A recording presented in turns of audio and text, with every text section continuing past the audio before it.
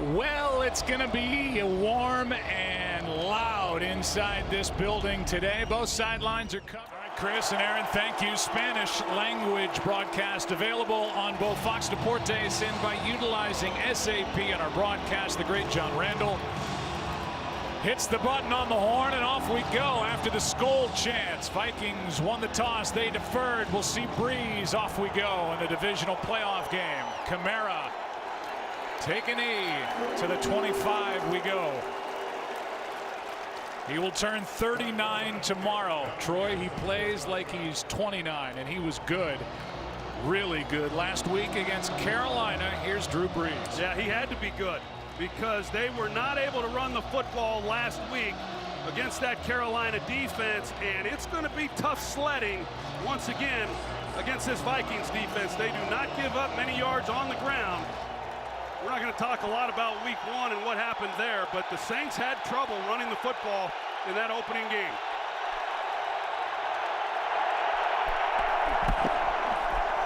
Ingram tries the right side, and Mark Ingram pushing the pile out across the 30.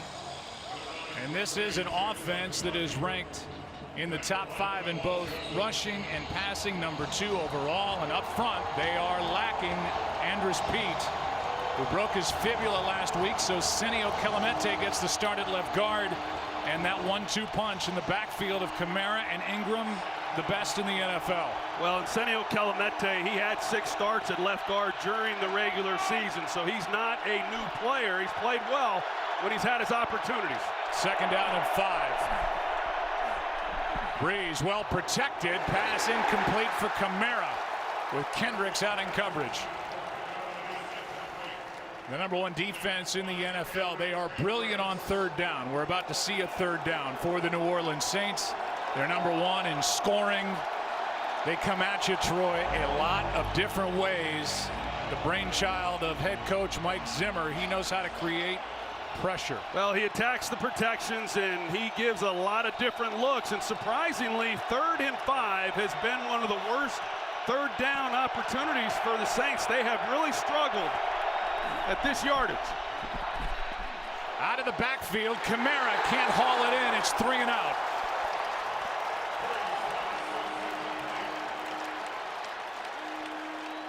That's a great job to start this game defensively and keep this crowd in it. They come out on first down and run the ball, and they get 5 yards. Looks really good, and then 2 straight incomplete passes, and they force a punt. It will leave the right foot of Thomas Morstead. Marcus Sherrill's waiting deep for the Vikings. Sherrills will try to return, survives 1 hit, looking for blocks. Sherrills, what a start. Out to the 44, knocked down by Morstead, the punter. 18-yard return after just a 44-yard punt and a jolt from Marcus Sherrills. Morstead a little banged up. Yeah, he's moving off the field a little bit slow. Marcus Sherrills and the job that he does in this return, and big games like this and good units on both sides of the ball, and kicking game has got to make an impact for one of these teams to win. And Sherrills with a great return, and there's Morstead, comes in, makes a tackle. He banged his head pretty good on the turf, and he was slow going to the sidelines. Yeah, he just got over there right now. He's big, 6'4", 235. That didn't feel good. Handoff is to Murray, and Latavius Murray, part of a 1-2 punch with Jerick McKinnon, gets 4, brought down by Manti Te'o. And here's Case Keenum as the Vikings will hurry it up. Well, they get right to it. You know, a lot of times you want to try to slow down and let your quarterback ease into things, but Pat Shurmur, he's got him up at the line quick. Go it. 39th NFL start for Case Keenum. Murray again, left side, good run. Very close to first down yardage, maybe inches short. First playoff start for Case Keenum. And a guy who was 9-15 between Houston and the Rams, and this year 11-3, 22 touchdowns, 7 interceptions, and Troy's very good outside the pocket. He can be deadly out there. He's got a little Brett Favre in him. I mean, he can run around, he can make some plays, and sometimes you hold your breath and hope for the best, but he has been excellent. And Here they run the ball the first 2 plays of the game, and Pat Shurmur, the offensive coordinator, try to ease him into this thing, but I would not be surprised to see a shot early in this ball game against the Saints. 3rd down and 1. Murray ran into a wall, still fighting, depends on what they give him. And they're going to give him the 45-yard line and a 1st down. And you can see Craig Robertson, the linebacker, arguing that Murray didn't get to the 45, but forward progress, and it's a 1st down. They didn't need much, but he got just enough. He tries getting in right behind the center, number 65, Pat Elflein, who he's missed a little bit of time himself. You see, there's not much movement up front. That replay showed he didn't get it. Out of the backfield, it's Latavius Murray, and a nice gain on 1st down.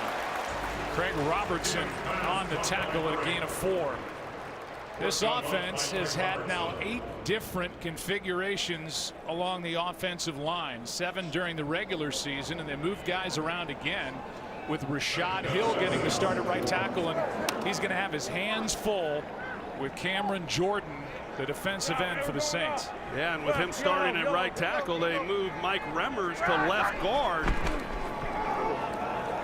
Handoff is to McKinnon. 3rd and short coming up. A lot of changes towards the end of the season for this offensive line, and Tony Sperano, the offensive line coach, he's had his hands full, and coming into this divisional matchup, they decided as a staff that they're going to play the 5 best guys, and therefore Mike Remmers, who has not played left guard this season, he has played some left tackle when he was with Carolina, but he gets a start, number 74 on that left side, and as you said, Rashad Hill gets another start at right tackle. Hey, we're good. Hey, four. Hey, Joe, you got 5-1. Like 20. Okay.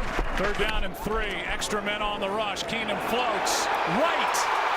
Jarius right out of bounds near the 15. And a good throw dropped in beautifully by Case Keenum. 22 yards. Well, you see they go trips, and you got P.J. Williams, 26, who's trying to keep up in man coverage on Jarius Wright. This is a well-designed play. Gets caught up in the wash. It opens right up that sidelines, and I'll tell you, Case Keenum, he hit the swing to Latavius Murray, comes back, he hits Wright on a big play. He's wide open. It's a great start for him. Here's Murray now. And a short gain on 1st down of just 2. And now this defense, which is young and good, they've had their fair share of injuries. Up front, Sheldon Rankins and Cameron Jordan, their 2 best players. The linebackers, it's been a revolving door. The secondary is outstanding. Well, they're really good, and they're much improved, of course, as they've moved through the season. This is going to be the key. Down here in the red zone, and it was last week. They held Carolina to just 1 for 4. Coming away with touchdowns in the red zone. Minnesota knows they need to capitalize. Toss to McKinnon. Jerick McKinnon gets a block for the touchdown. And what a block by Riley Reif.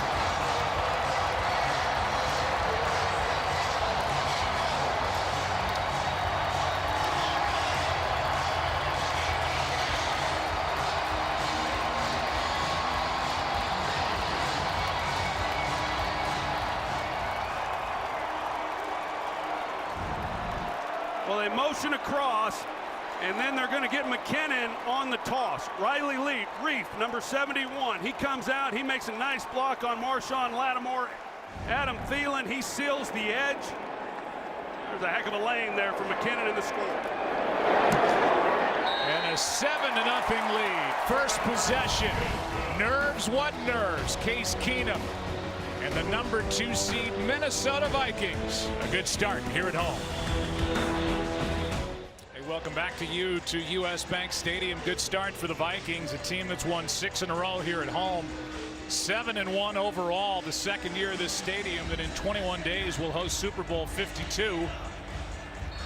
And the Minnesota Vikings are hoping for a Super Bowl home game. That's never happened. It's been talked about a lot. It's the 8th time a team as a city hosting a Super Bowl's made the postseason. First 7 teams have not made it past the divisional round. Kamara will take a knee.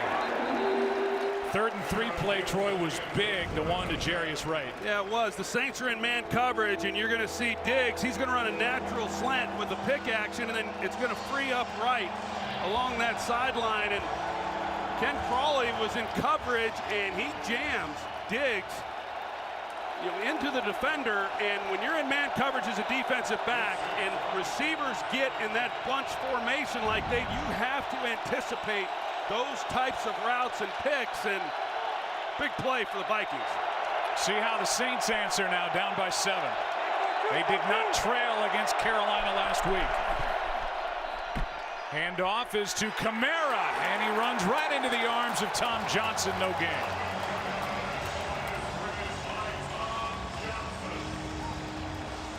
When we talked to head coach Sean Payton, who's in his 12th year and who has won a Super Bowl yesterday, he said, here's what I want to do. I want to be fast with the play calls, get to the line of scrimmage so Breeze can adjust.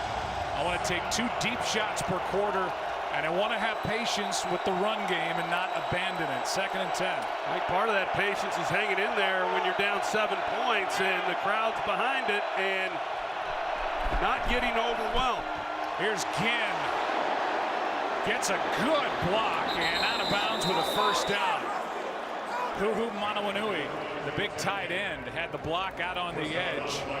Again, went around Everson Griffin and picks up a 1st down. Well, that's a nice job. So they get stuffed on 1st down, and here 2nd and long, they come with, a little bit of a reverse action to Ted Ginn, who's still got great speed. They pick up the 1st down, and when you're playing a defense that's as good as the Vikings are on 3rd down, a lot of times as a play caller, you have to call the game to simply avoid getting into 3rd down. So go for the 1st downs early. Over the middle, Ingram gets popped by Kendricks. Gain of just 3. This Vikings defense, it's pretty remarkable how far they've come from when Mike Zimmer took over this unit. They were 31st in the league in defense the year before Mike Zimmer was hired as the head coach. As the head coach, he still handles all of the installation during the week. He calls the defense on game day, and he has got some playmakers at every level on this defense.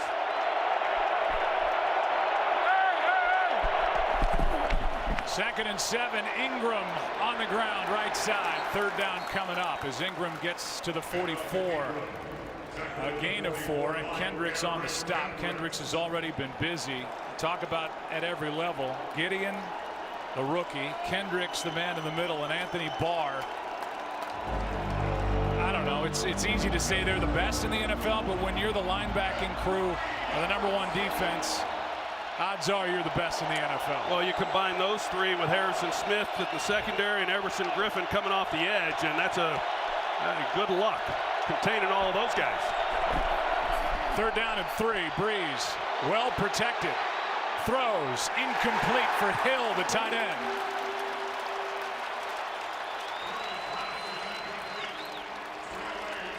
Well, there's a little pressure inside, but yet, considering this defensive front, he was able to buy some time and move around, and it's just tremendous coverage. And you can see the pain that Morstead as he comes out here grabbing his chest.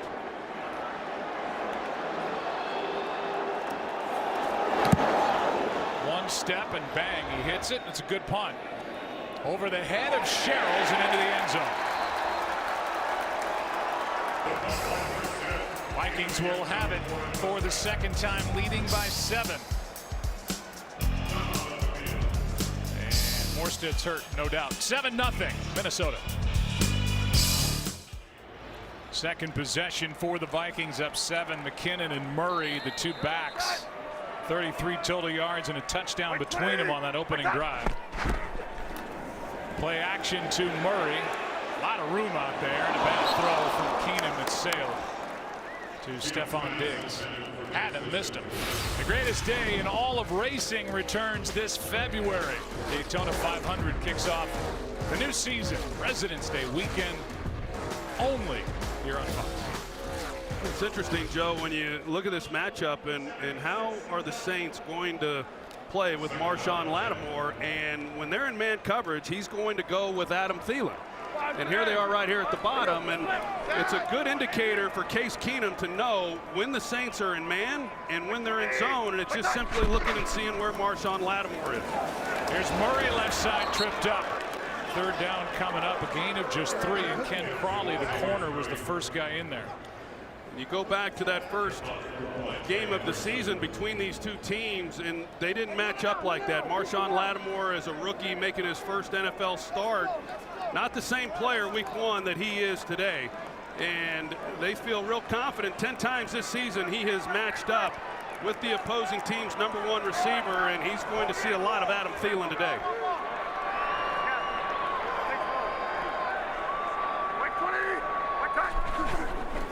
Third down and 7. Keenum slips up, throws, finds Diggs, first down, and more. Out near the 40. Williams on the tackle after a catch and run of 17 by Diggs. Well, you can see Rudolph, 82, he pushes up the field, and then it causes Ken Crawley, he gets caught in the wash, and here comes Diggs across the field, and a lot of big plays week 1 for the Minnesota Vikings and Sam Bradford, and they've gotten some more big plays here on the first 2 possessions. Diggs had 2 touchdowns in that week 1 matchup. Treadwell, a lot of hand-checking, flag thrown. Ken Crawley in coverage, and it's against New Orleans.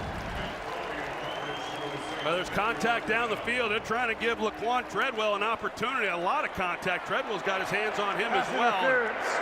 Defense number 20. Spot foul, automatic. First down. I think they see it, and Crawley never turns to play the ball whatsoever. And I can tell you, it's the Deion Sanders effect. I saw it when I was playing, that when you're a corner playing opposite one of the elites, you're going to get a lot of balls thrown in your direction. And if you're evaluating the Saints, you say, do you want to throw the ball against Lattimore, or do you want to throw the ball against Crawley? I can tell you the answer to that one. We just saw it. On first down, Keenum steps up, launches, Diggs downfield, another flag. And again, Crawley in coverage. You like that? I didn't like it. A little double move. You can see the out and up. He takes the inside, and I couldn't really see enough there. Pass interference. Defense number 20. Spot foul, automatic. First down.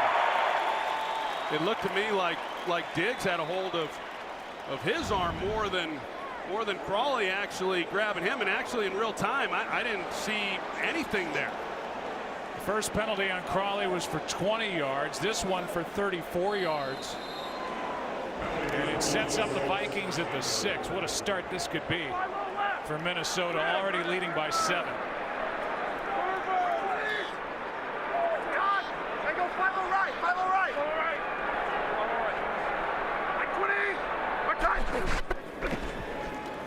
Good protection, end zone. Rudolph off his left hand. Mike Pereira is with us to help guide us through any officiating issues. You like the calls against Crawley, Mike? Well, after I see it about 3 times, no, because I do think the receiver really has got a hold of the defender's arm and really does most of the pulling. To me, these are one of those that, you know what, you want to leave it on the field, no call, let him play just a little bit more than that. It's a big penalty. It was first and goal from the 6, now second and goal. A huge penalty, and Ken Crawley, the most penalized player on the team coming into this one, and he's gotten now a couple on this possession. I agree with Mike. Let him play. Murray gets it. Down to the 2, maybe the 1.5. Third and goal coming up. Murray had 12 touchdowns a year ago with the Raiders. Took over once the Vikings lost Dalvin Cook. Their 2nd-round pick out of Florida State. Played only 4 games. Looked like a home run hitter and a game changer. Lost to a torn ACL. Now it's Murray and McKinnon, and they're pretty well suited in that backfield even without Cook. Murray had 8 touchdowns rushing this season. Ron Rudolph at the top.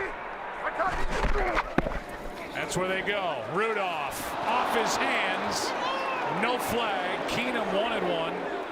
Didn't get it. It's 4th down, and the field goal unit comes on for the Vikings. Well, Kyle Rudolph at 6'6". He's a huge target down here. He has 8 touchdowns on the season, and try to go up and let him make a play on it.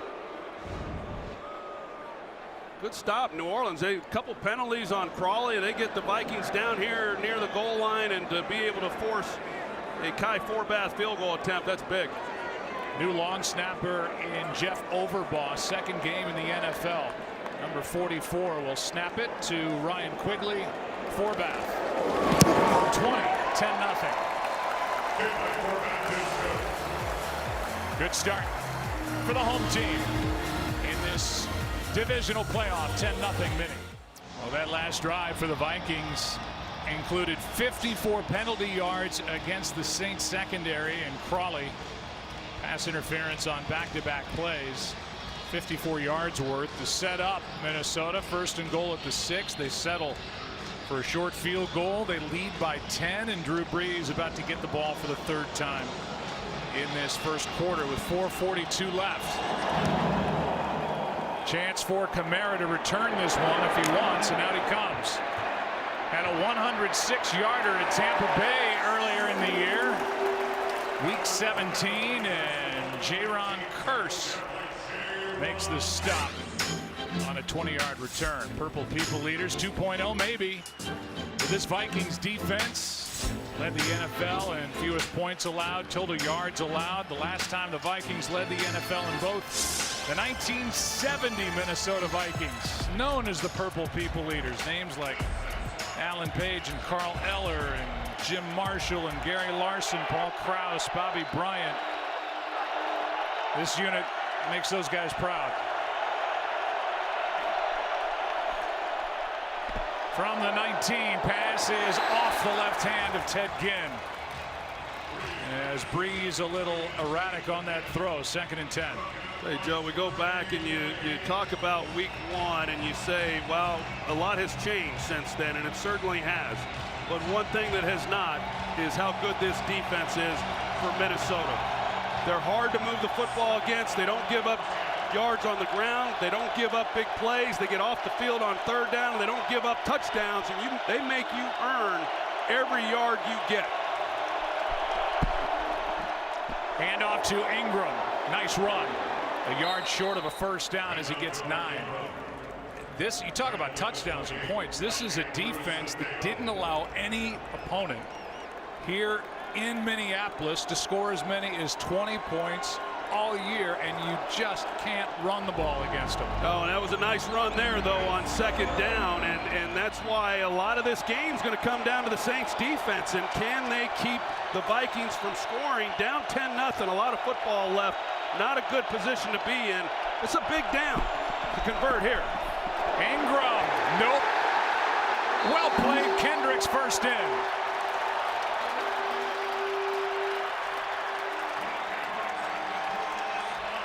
They just attack you like none other. I mean, they read it, they come after you, and you're going to see Kendrick come through the screen, and he just finds a hole, and he gets the 1st hit. That's a great job. I mean, you look at these 3rd downs, the Saints have yet to convert. They're 0 for 3 here in this 1st quarter, and they've had manageable 3rd downs. And that was 3rd and short, and they lose yardage. Kind of a shank here off the foot of the obviously injured Morstead. 38-yard punt. We've got punter drama in a divisional playoff. Morstead gutting it out. Vikings have it up 10. We'll get into him during this drive if time allows. 10-0. Vikings on top. 3rd time they've had the ball. Like 20, like that. They fake the handoff to McKinnon, throwing a good play. Lattimore, the corner, who could very well, and I think likely, will be the NFL's Defensive Rookie of the Year. Made the play. He came up and did make a nice play, and he had my vote. I'm one of the voters for some of those awards, and picked him as my defensive rookie of the year, and on the other side, Alvin Kamara is offensive rookie of the year. And of course, everybody's heard about the draft picks they had this year and their contributions, and that was a heck of a class. 2nd and 9, delayed handoff. McKinnon. Manageable 3rd down coming up. The rookie class for this Saints team is sensational, and this won't even go through all of them. Marshawn Lattimore, we talked about him. Ramczak's played every snap.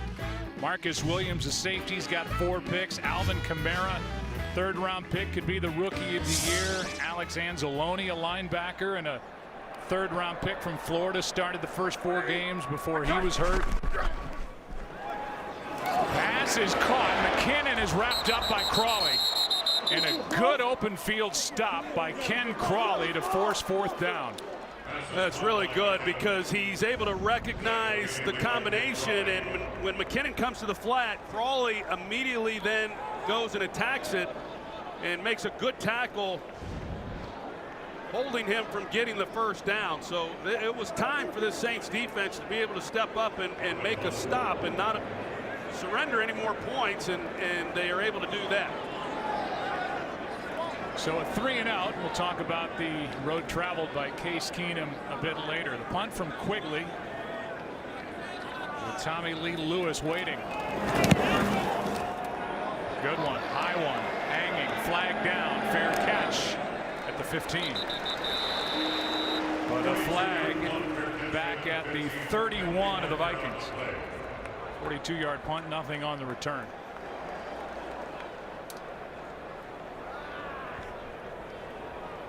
Gene Steratore is our referee for this game. He also was the ref week 1 when these 2 teams met to open the season. He always looks like he just got told a joke and he's thinking about maybe sharing it with the rest of us, but he always holds it back. He does a great job. I always enjoy calling games that he's in charge of. There's no flag on the play. There's no flag on the play. Timeout. So they pick it up. There is no flag on the play. So Drew Brees will put it in play at the 15-yard line. Watch your favorite NFL stars compete in an AFC versus NFC matchup. Back to that 2018 Pro Bowl on Sunday, January 28th at 3 Eastern on ESPN and ABC. And don't miss the Pro Bowl Skills Showdown on Thursday, January 25th at 9 p.m. Eastern on ESPN. Well, we'll see if Drew Brees is able to get anything going here offensively. It's been a tough start for him. Just 1 completion in 5 attempts. And like I said, last week they struggled to run the football against Carolina, but he was able to get going with the passing game. This pass defense for Minnesota, they're an awfully good group. They're ranked number 2 in the NFL. No deep shots yet. Here's one down the middle, and there's Ginn. He's picked. Sendejo.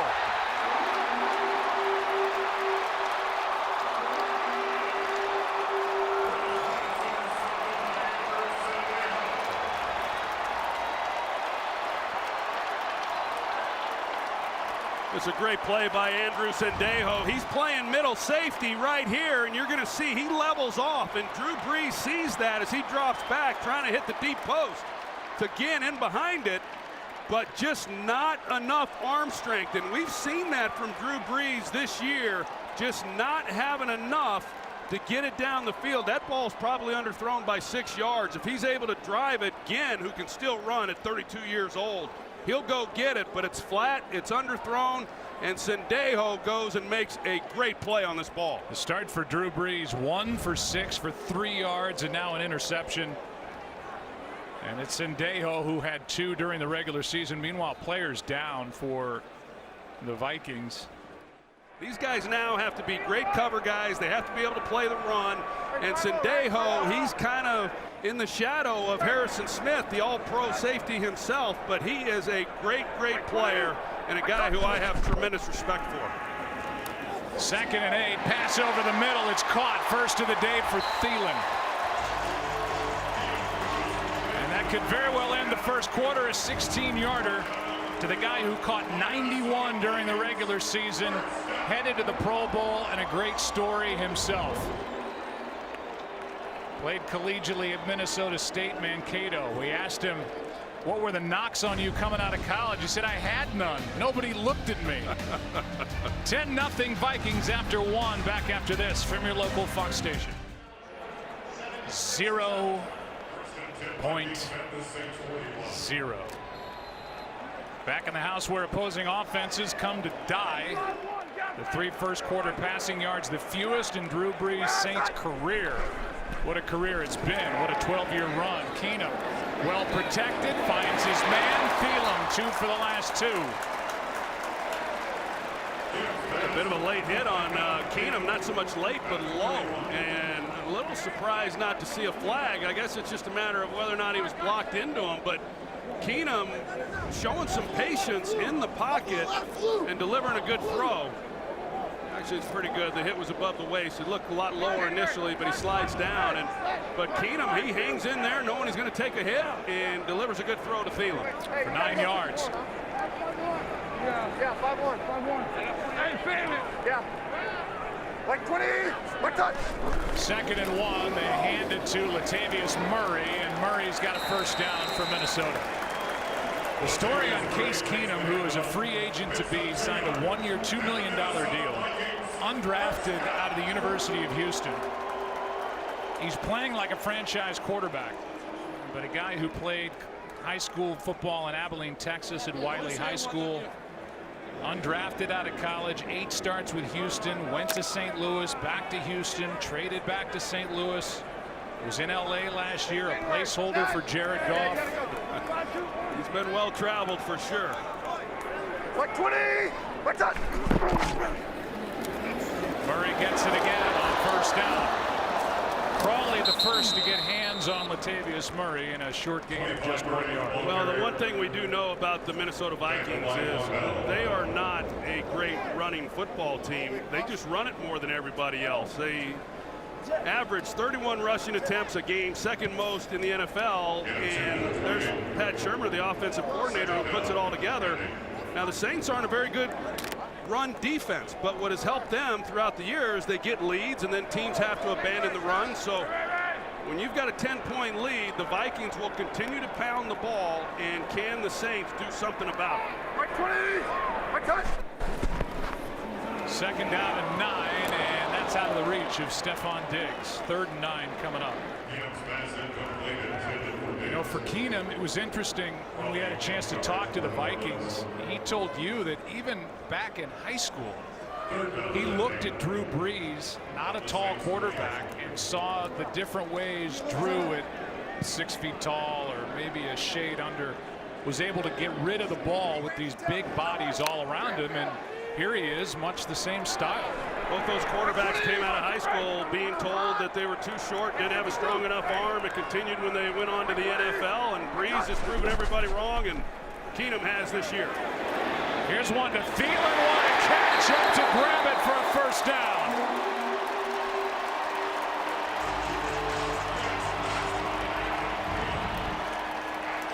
This is really a great throw by Case Keenum. He gives him a chance, and Thielen has to go up to make a play, but Keenum, he gets hit. Like I said, Remmers, who's making his first start at left guard, he gives up a pressure right in the face of Case Keenum, but he hangs in there and delivers a strike.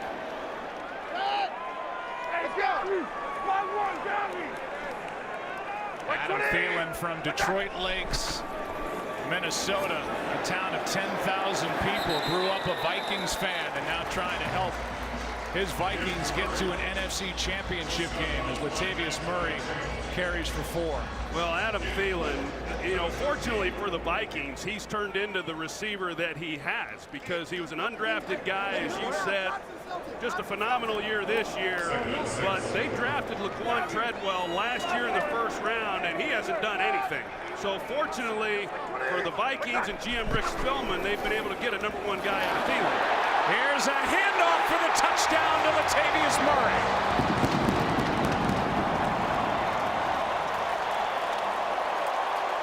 But there is a flag down at the 9, and it may be coming back. Holding. Offense number 74. 10-yard penalty. Replay, 2nd down. And a big call against Mike Remmers. Well, he had the key block, and we'll see where the hold occurred. He's got his left arm, or you see the grab there underneath the shoulder pad on Davison, and I think it's a good call, and there's a grab. They probably got the face mask there in the right edge of the screen, what they called him for, and that looked awfully easy. Good thing for the Saints. They get the penalty. It erases a 13-yard touchdown run by Murray, brings the ball back to the 23, 2nd and 16. Let's go, 5-0 left. Hey, 5-0 right, 5-0 right. Right. Right 20. I cut. Keenum underneath, low throw, good catch by Rudolph.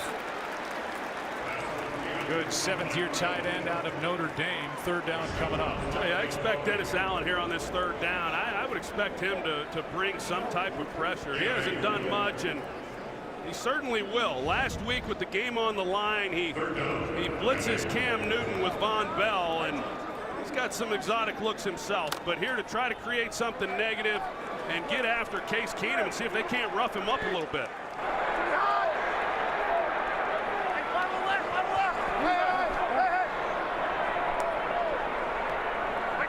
Coming here. 3rd down and 8. Keenum all day.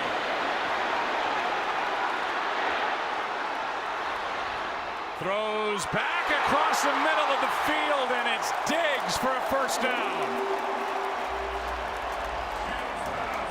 You mentioned Brett Favre earlier. That was Favre-esque. Yeah, you read my mind. The Vikings fans, they remember this one. Favre threw the interception in that championship game, but a 3-man rush, and Keenum has the wherewithal to recognize that, know that he's got time in the pocket. This is a very dangerous throw. This will not be on the quarterback teaching tape. But they get away with it, and a 1st down and goal now for the Minnesota Vikings. That's what Keenum can do with his legs. Unconventional. 1st and goal. End zone pass. Incomplete. Michael Floyd. That ball popped out when he hit the ground. And a clear no catch. Well, Michael Floyd hasn't had a lot of opportunities, but this is where they like to utilize him because of his size. They throw the fade. He has it, but when he comes to the ground, you know, it's jarred loose.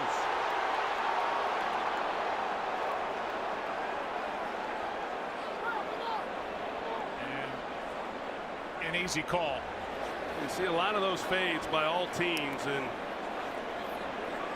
we saw it yesterday with the Atlanta Falcons, and I just do not like the fades as much as I see them thrown. Now you got Mike Zimmer, who's... He wanted a play clock reset, and instead he has to use a timeout. Play clock was down under 5. 2nd and goal, the ball at the 4.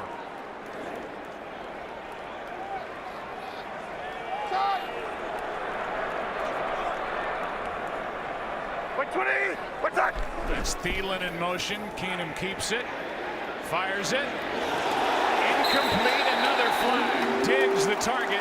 Williams in coverage.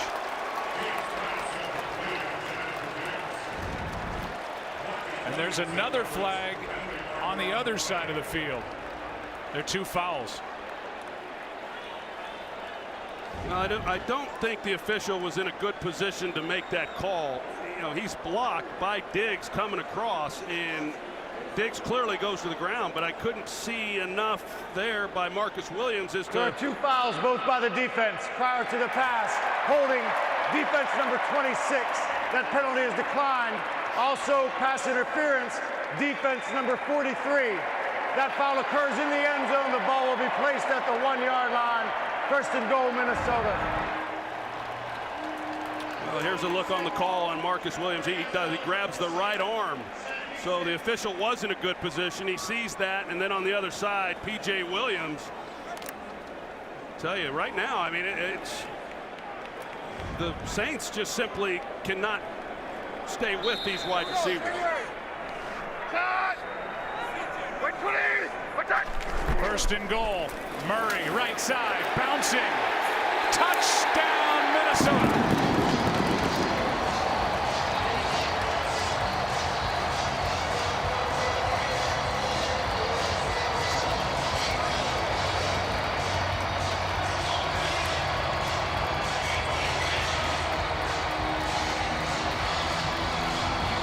That's a good push on that left side. They bring in Avion Collins as the extra offensive lineman. They've got Riley Reef, and Von Bell is there to try to make a play, and Latavius Murray just keeps his legs going. He stretches it across the goal line, and tell you what, they hit this in 17-0, and Sean Payton knows that he has got his hands full trying to come back against this defense. No doubt.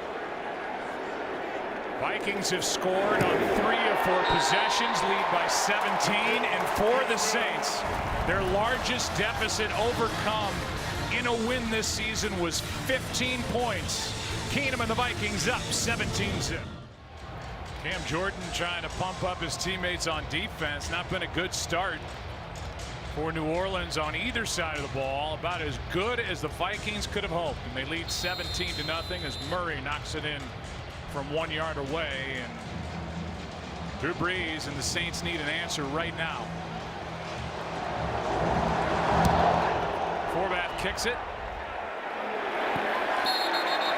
out to the 25. It will come as we welcome you inside the broadcast booth.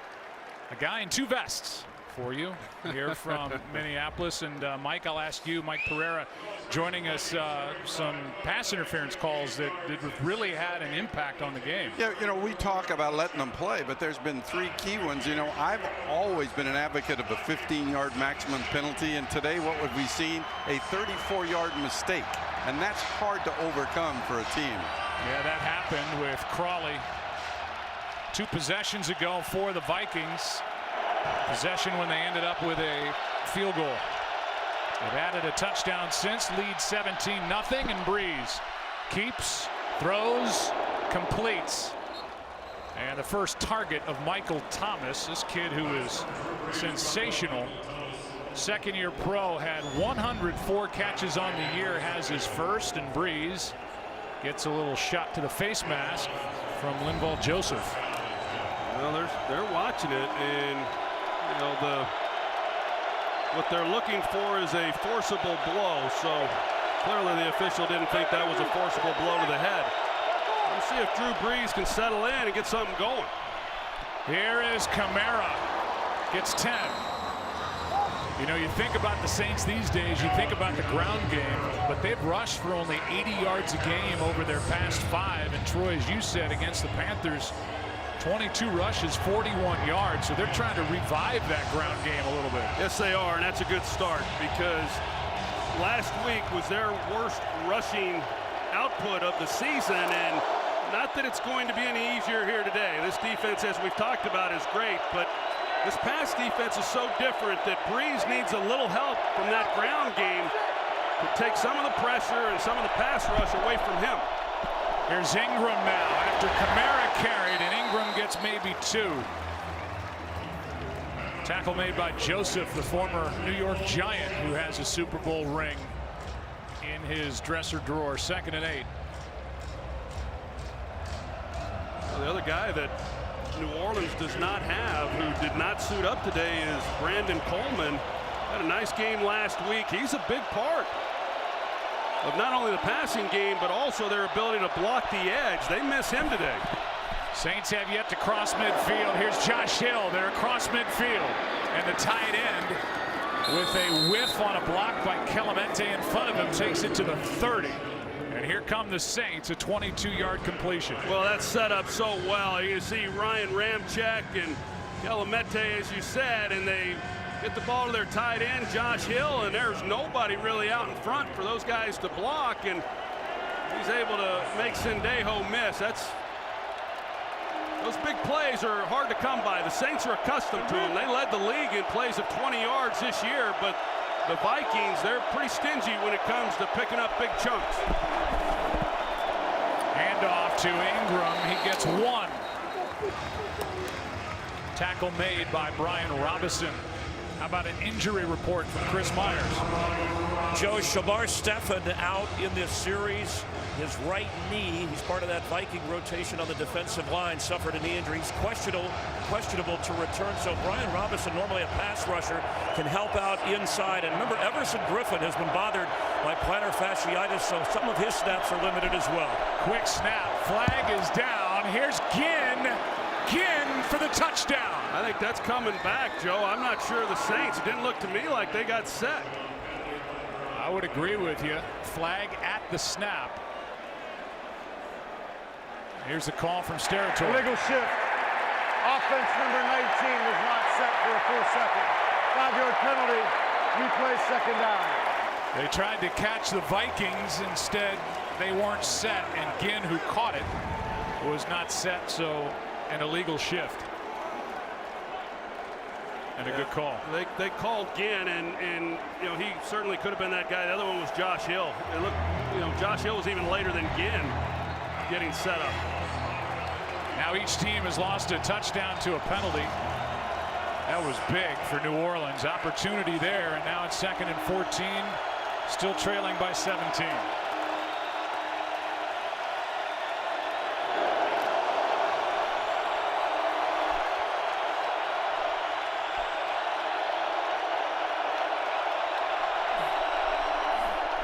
Just got it away. The pass is caught by Kamara. What a catch and a run for a first down. He is phenomenal. And if you haven't seen this number 41, Alvin Kamara, average 7.7 yards per touch. Great hands and great balance. Mean, Terrence Newman, I think it was Terrence Newman who was in coverage. It sure was, and he had pretty good coverage on him. Not easy for the old guy. He's 39 years old, and he's trying to keep up with this young phenom in the open field, and an outstanding concentration by Alvin Kamara. As good of a runner as he is, he's every bit as dominant as a receiver. Here's a handoff to Ingram. Ingram tries to get to the edge. Well played by Kendricks. A gain of 1. The balance is what defenders talk about with Kamara, and he showed it on that 19-yard catch and run. 15 yards after the catch as he tightrope walk the sideline. I watch him run routes, Joe, and I'm not so sure that if they just told him you're going to be a wide receiver in this league or a slot receiver, that he couldn't make a living doing that. He's an explosive guy. He sets defenders up awfully well. It's nice to have a guy like that if you're a quarterback. 2nd and 9. That ball's tipped and picked. Anthony Barr back the other way.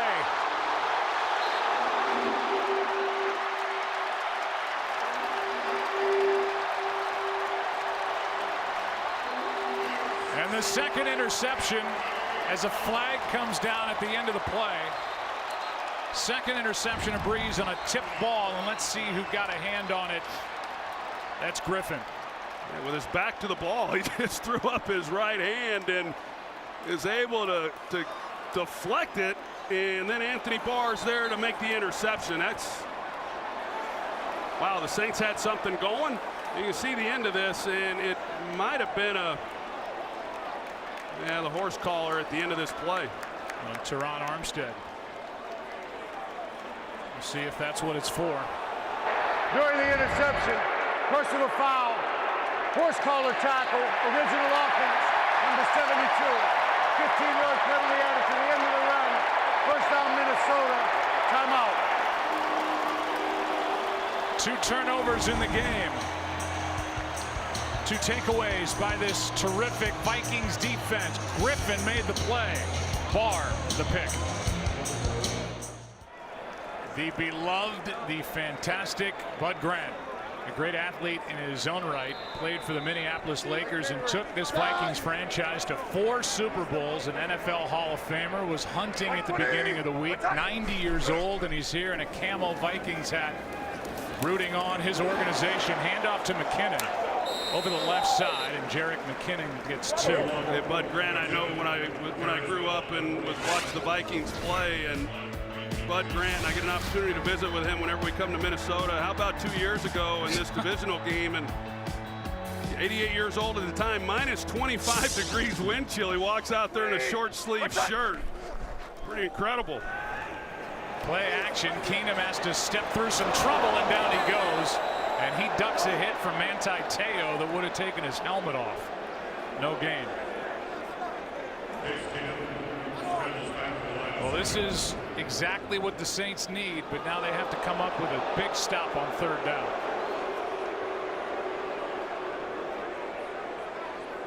This is self-preservation by Keenum. 3rd and 8. Mike 5-2, hard rim. Yeah. Hard rim. Rim. Yes. On quicker. Yeah. Mike time. On 3rd down, pass caught, and it depends on the spot. Looks to be short. Jarius Wright ripped to the ground by safety Von Bell. And it is 4th down. Well, they're able to make a stop, thankfully, for the New Orleans Saints. Yeah, that was close. And right now, the Vikings look like they're going to at least line up and act like they're going to go for it on 4th and 1. yeah, I would sure think that, maybe you try to draw them off sides here, but I can't imagine that Mike Zimmer, being the defensive-minded coach that he is, the way that his defense has played, that you would want to try to give any life to the Saints and set them up at midfield. And that's what they were trying to do. So it's a delay game. Offense. 5-yard penalty. 4th down. And now the punt team comes on for Mike Zimmer. There's no way he's going to give the Saints a glimmer of hope by getting a stop on 4th down in midfield. Yeah, no, defensive coaches, I've been around them, and they tend to play a little closer to the vest than the offensive coaches. They are the ones who are a little more aggressive by nature, and we saw that last week with Sean Payton going for it on 4th down in that win against Carolina. And why would you want to give the Saints any kind of momentum and set them up the way that their defense has played here in this first half? Ryan Quigley to punt. His 2nd punt, he gets it away. Tommy Lee Lewis with a fair catch just inside the 10. Saints get it. Long way to go. 3:08 left in the half. 3 timeouts. Down 17. Number 2 offense in the NFL. They have been shut down here on the road. Last time they had it, a deflected pass for an interception, and Teron Armstead, whose man Everson Griffin is the one who made the tip. Then he got the horse collar penalty. Then he went over to the sideline and was looked at under the tent as they rewrapped his leg. He's been dealing with a number of injuries, including a bad thigh. So we'll keep an eye on Teron Armstead. The starting left tackle is Ted Ginn, gets 6 on a short throw, and you can see a little limp and a hitch in the gait of Teron Armstead. Now 2nd and 4. And they're a little thin, up front as well. There's that reach for the tackle, and he came off the field limping last time. 2nd and 4. Kamara for the 1st down. It is the divisional weekend, and we'll give you the headlines and recap. Philadelphia pulls off the win at home over Atlanta, the number 1 seed. Patriots just took apart the Tennessee Titans. And earlier today, how great was Blake Bortles? He was terrific. And he and the Jaguars beat the Steelers. And we'll talk about the specifics of the matchups coming up. But right now on 1st down, Ginn. A juggle, no catch, no flag, and Sean Payton is livid. He thought Mackenzie Alexander got there before the ball. No flag is thrown. Let's take a look at it and see. And I mean, he did get there, it appeared, just before the ball, but in real time, it was kind of one of those bang-bang plays. Breeze takes a hit at the end of that. Looked like maybe that was a shoulder to the head or neck area. No flags on the field. 2-minute warning in Minneapolis. Minute 59 to go. We'll give you another look at what could have been pass interference against the Vikings after a play at 2nd and 10.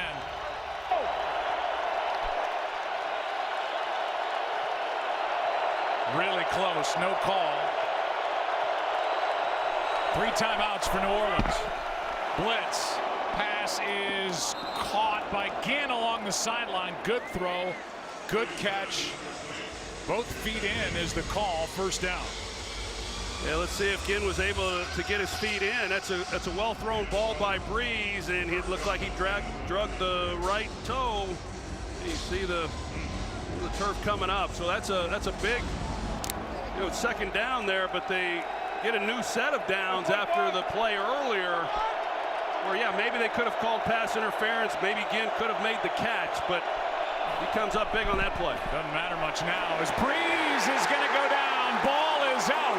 Recovered by the Saints, but Everson Griffin got there and knocked it out. And it's Max Unger, the center, who was there to recover on a loss of 6. Well, Everson Griffin obviously has had a great year, number 97 at the top, and he's going to work against Armstead, who we already said is banged up a little bit. And I'm a little surprised they haven't given more help to Armstead, because I know in visiting with Sean Payton, he said that was a focus coming into this game not to let Griffin disrupt the passing game, but he got right around Armstead, and the Saints were fortunate to recover that one. Good recovery by Max Unger. What's coming up at the half? Hey, listen up.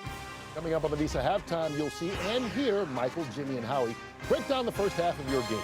TV will tell us how Jacksonville turned it up against the Steelers, and Christina Pink shares her microphone with Leonard Fournette, who's headed to the AFC Championship game. It's all next on the Visa Halftime in Dolby Surround. That matchup, Jacksonville and New England. Jacksonville got to the champ game 2 times in their first 5 years of existence. Now they'll go for the 3rd time. Here's that previous play, and there's the effort by Everson Griffin and the recovery by Unger. And this time they put the back to Griffin's side. He's right here. 2nd and 16, setting up a screen for Kamara. Good blocking and a first down at the 50. Kendricks lost his helmet in a big play, a catch and run of 23. Well, that's a great job by Sean Payton. So Griffin, he already beat your left tackle. He got the hit on him on the previous play. You put Kamara to that side, making it look like he's going to chip. Instead, you basically screen it. And you get linemen out in front, you get key blocks, and a big play for the New Orleans Saints. Be Minnesota's second charge timeout of the half. Please reset the game clock to 1 minute, 28 seconds. Kamara tripped over Max Unger. Meanwhile, Eric Kendricks lost his helmet, couldn't get off the field, has a cut on his lip or a bloody nose, and the Vikings have to use a timeout to get him off the field. That's a break for the Saints. It stops the clock with 1:28 to go. Well, a break for the Saints, and we'll see what the Saints are able to do to finish this drive and come away with points. The Vikings, as you see Kendricks there, the Vikings won the coin toss. They elected to defer. So the Saints got the ball to start this game, but the Vikings get it coming out. This would be huge for the Saints if they're able to come away with some points and run this clock down and not give the Vikings another opportunity before the half ends. Kendricks pleading to get back out there. On first down, low snap, Breeze backpedaling, finds Hill, the tight end, and incomplete. That'll stop the clock with 1:23 to go. Sendejo in good coverage. I tell you, they've been in good coverage throughout this half. I mean, they're not doing anything exotic. They're playing straight man-to-man coverage most of the time. They're sprinkling in some zone, and it's one-on-one, and who can win, but every throw has been contested. Drew Brees joined the New Orleans Saints in 2006. They have been shut out in the first half 4 times in 203 games. They've been shut out so far, but time to change that. Over the middle, pass caught, Thomas. And Michael Thomas gets popped at the 30. Hit by Lemur, backup linebacker, and a gain of 20. And here come the Saints again. Well, Michael Thomas coming off a huge game last week. He is so good at running routes. He's good with releases off the line of scrimmage, and that time he set it up at the top. And he was able to create some separation, give Breeze a nice target. 2 timeouts, clock moving, 48 seconds left. Kendricks back out there. Blitz. Pass pass is incomplete. Stops the clock with 39 seconds left. Willie Snead, the target.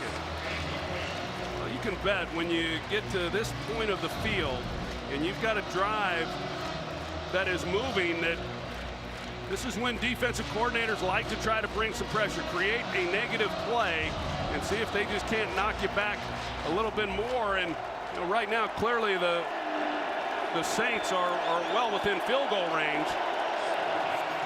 You just can't have any negative plays. According to our numbers, that's the 5th time the Vikings have blitzed in this first half. 2nd and 10.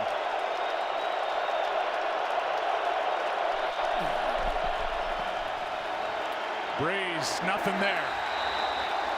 Throws it at the feet of Josh Hill. 3rd down and 10. It looked like they might have been trying to get a screenplay off to Josh Hill, and there's just nothing there. And like I said, this Vikings defense, they've gotten a couple shots and been able to create a few plays, and they've had a couple on this drive, but this defense is awfully well coached. Saints are inside field goal range for Will Lutz. They have yet to convert a 3rd down, 0 for 3. And 3rd down and more than 7, they've converted only 1 of their last 20. Blitz again, sacked by Harrison Smith. And that knocks the ball all the way back to the 40. Well, that's what the Saints couldn't have happen. They bring 4 weak. You're going to see these guys here. They're all coming. There's not enough blockers to pick it up, and Harrison Smith has a free run.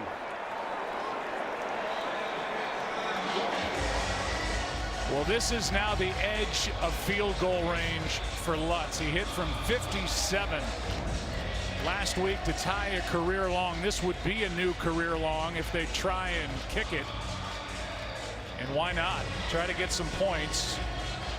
Controlled environment in a dome. And you're looking at a 58-yard try. His 57-yarder was a Saints playoff record last week. Sherrills is back in case it falls short to return it.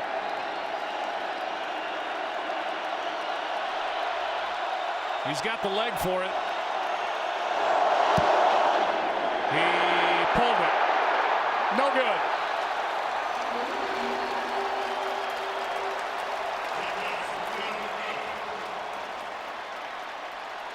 And this nightmare first half can't end fast enough for New Orleans. A chance to go in and talk about it, and now a chance for the Vikings to do some more scoring before the half. Well, that's right.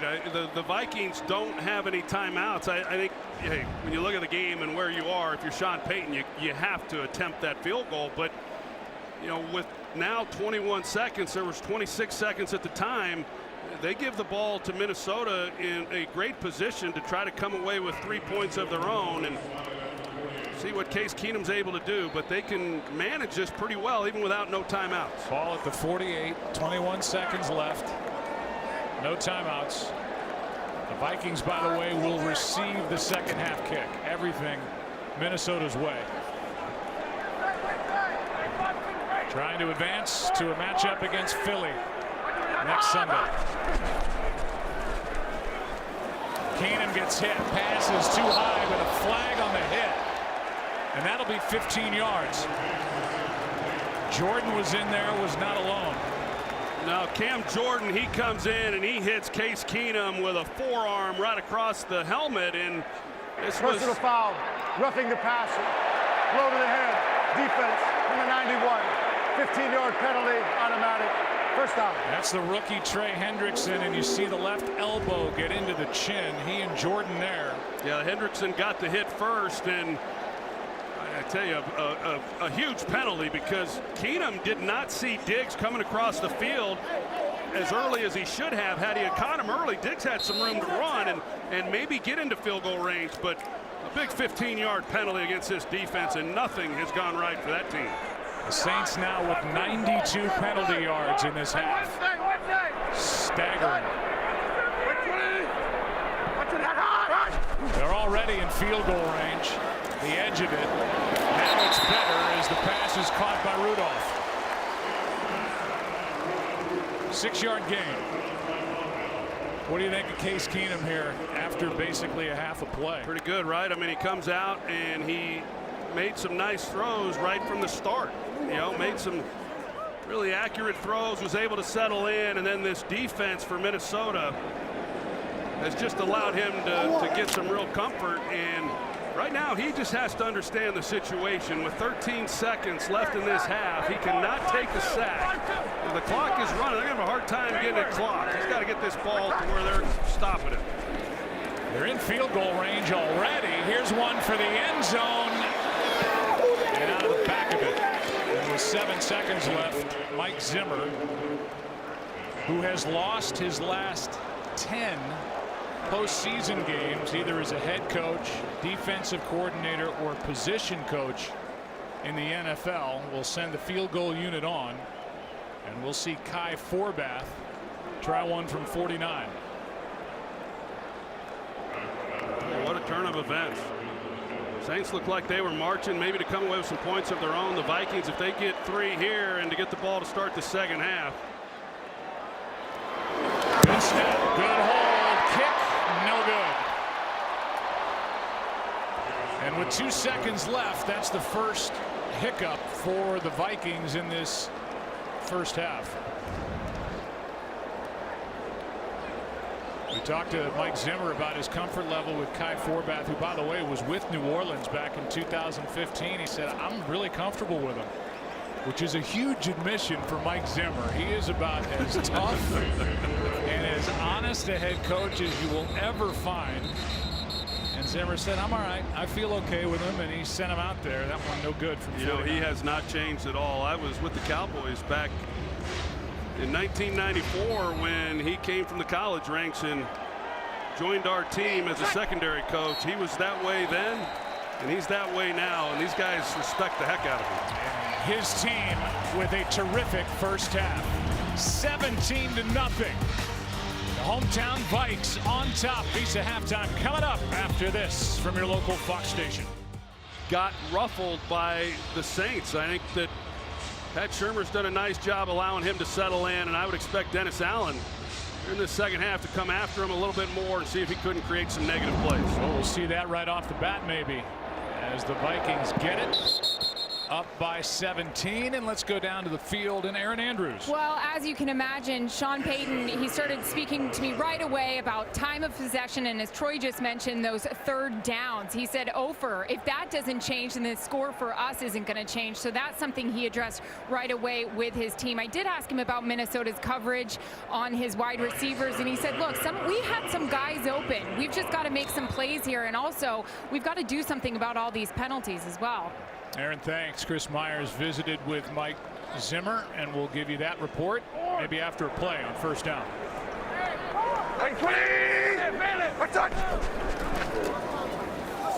Murray gets bottled up in the backfield, and a good start to this half by the Saints D. Craig Robertson first there. Chris Myers, what have you learned? Well, Mike Zimmer, dressed in black head to toe, was smiling ear to ear, Joe, when he came out. He said his quarterback played good, not great. His defense was outstanding. He's a little concerned about the run. He expects Breeze to air it out or try to in the second half. Remember, he wanted a lot of noise from his fans and hard play from his players. He said so far he's gotten what he's wanted. And now they're quiet on 2nd and 13 with their offense out on the field. Keenum, short throw. Murray out of the backfield. Robertson in coverage, and Murray got a first down. Well, Craig Robertson, he's got that responsibility, and he's just slow to react. He does not get out there as soon as Latavius Murray goes to the flat, so he catches the ball with a whole lot of room to run, and for first down, Minnesota. At some point, don't you want to hear Mike Zimmer say, you know what, Case Keenum has blown me away? The guy's been phenomenal. It's not going to happen. No, it's not going to happen. He hasn't said that yet this year. Even when Keenum was red hot in the middle of the year, as he rolls out to his right, finds his receiver Thielen. And Thielen got about 9.5. Remember what Zimmer said? He said, yeah, well, right now Keenum's playing with a horseshoe, meaning he's been lucky so far. And he told us on Friday, you know, if we're down by double digits, I'm activating Sam Bradford because I can bring Bradford off the bench. He's the better thrower than Keenum. I mean, Keenum's given this team everything he can give and then some. Well, he's done a great job, as we know. And Mike Zimmer was heavily influenced those years as defensive coordinator under Bill Parcells. And Bill didn't throw out a whole lot of bouquets to quarterbacks either. 2nd and 1. These are two head coaches who have been influenced by Bill Parcells. Good play. As Craig Robertson, who was in coverage a moment ago, knocked down Latavius Murray. 3rd and 1 coming. And the Hall of Famer Bill Parcells on these two guys who used to be assistants for him. They're basically the same guy in a different set of clothes. Intense competitors with lots of passion for the game. Both talked to Bill Parcells this week. Yeah, and they're both good friends, and I asked them about the experience together, and Sean Payton said there's unity formed amongst the abused on Parcells' staff. So I think some of the abuse Parcells would give these guys bonded down. Here is C.J. Ham for a 1st down as they give it to the fullback who gets 7 on 3rd and 1. Yeah, C.J. Ham, he's kind of an interesting guy. You're going to see him right here at the fullback position. He came in as a running back in the Vikings. They made him transition to the fullback position, and you know, he's not a blow-him-up type blocker, but he has a lot of athletic ability because of his running back background and picks up a 1st down. Stick!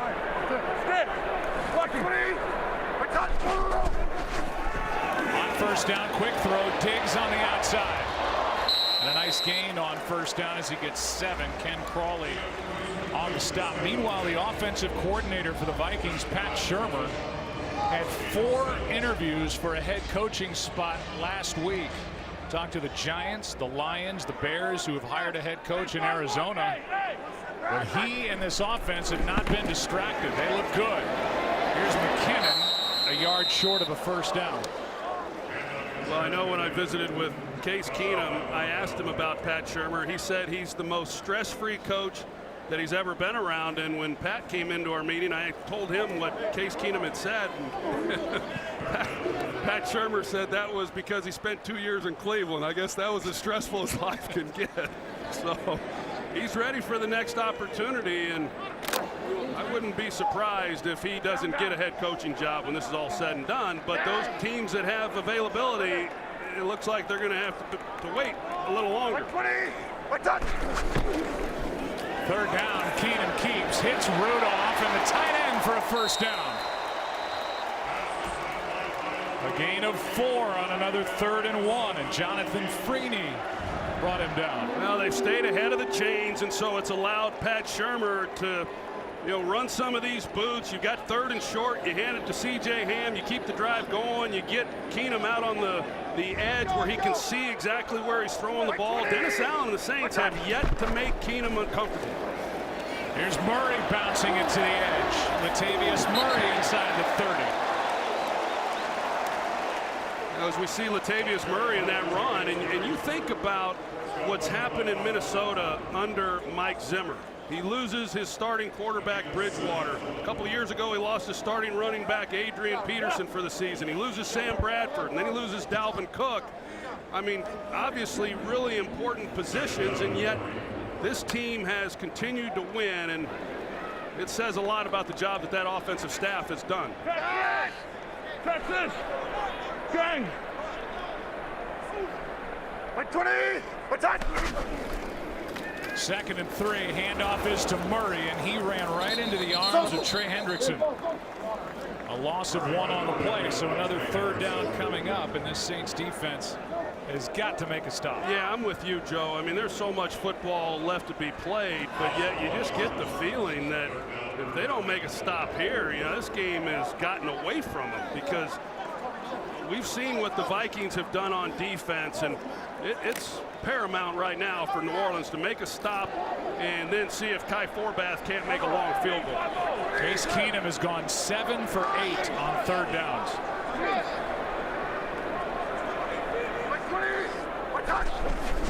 3rd down and 4. Keenum Backs up and down he goes, and a big sack for New Orleans.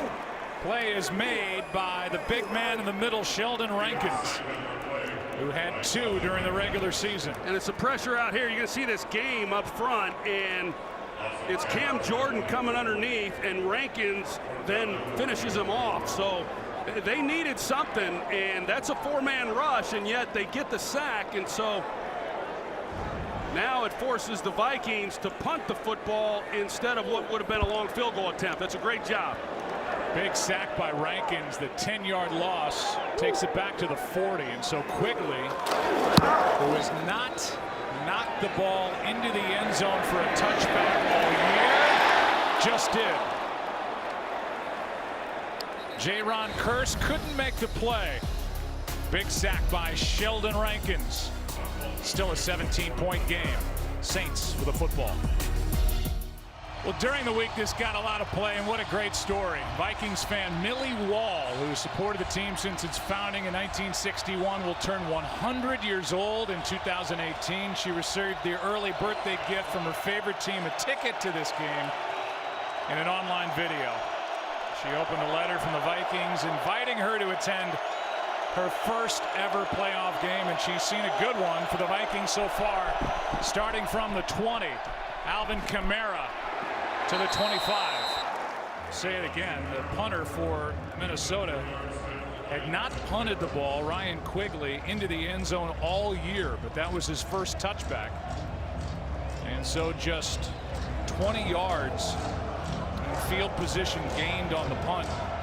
Starting at the 20, now it's 2nd down and 5 at the 25.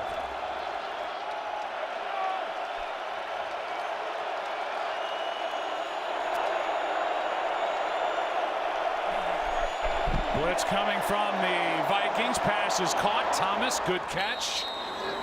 Good coverage by Xavier Rhodes, the All-Pro, a gain of 9. Yeah, that's just Michael Thomas's 3rd reception of this game. And Xavier Rhodes, when they've been in man coverage, he goes with Michael Thomas, and that's a different twist from back when these two teams met in week 1 as well. Xavier Rhodes, who's an All-Pro player, he was a little banged up coming into the season, but that's a good matchup between those two guys.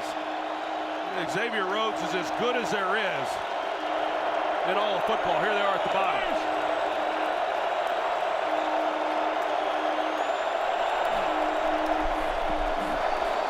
On 1st down, pass is caught. That's Ginn. And Ginn got 9. Well, you look at this game for Drew Brees, and for a guy who set an NFL single season record with 72% completion percentage, only 3 times all year did he throw for less than 70% completion, and here he is in this first half and in the first possession, and he's completing less than 50% here today. On 2nd and 1, Ingram. Close. Looks like the official from the near side is giving him a little forward progress, and now they're going to mark him just short. So 3rd and less than a yard coming up to Neil Hunter on the stop. Look at what this Vikings defense has done. No offensive touchdowns allowed in the last 31 opponent drives. Not since week 14 against Carolina. Incredible. We're going to come out and measure this, but yeah, Joe, I mean, you look at the talent that they have. Scheme's important, and being well coached is important, but you got to have the horses to make it work as well. And you see there about a foot to go, but across the board, one of those rare defenses that can put pressure on a quarterback with a 4-man rush. You talked about these linebackers and the way they're able to fly sideline to sideline, and a secondary that's as good as anybody's, and there's not any real holes to attack. Less than a yard, about a value pack of index cards for the 1st down. And Breeze will keep and get 1st down. The Saints, their offense had the longest active streak in the NFL of not getting shut out in the first half entering today. 61 straight games. but shut out by the Vikings here in the first half. There was a missed field goal along the way. First down and 10, New Orleans. And that was the first third down conversion for the Saints in this game. Well, the Saints bring in Austin Carr. He's just a rookie. Didn't have a catch all year. Handoff is to Kamara. And everybody gets in to push on the pile. Linval Joseph on the stop and a gain of 3. Considered the league's most prestigious honor, the Walter Payton NFL Man of the Year Award, presented by Nationwide, recognizes NFL players who have made a significant impact on the game, on the field, and in their communities. This year's nominee for the Saints is Cam Jordan, and for the Vikings is Kyle Rudolph. 3 finalists will be announced during the AFC Championship game, and the winner during the NFL Honor Show. Saints go with their 2 tight end package. A lot of times they like to take a shot with this personnel grouping, see if they can't block them up front. They got one-on-one outside. Breeze keeps. Unloads, pass is caught. That's Thomas. And Thomas shows his strength, taking it down inside the 30. The big kid, 6'3", 212 from Ohio State, got 23. A little conversation after this play. Like I said, that matchup there is awfully good. But Michael Thomas is, like I said earlier, he's so good off the line of scrimmage at the top of the route in order to get a defensive back turned. And you know, there was the extracurricular activity going on after the play between those two.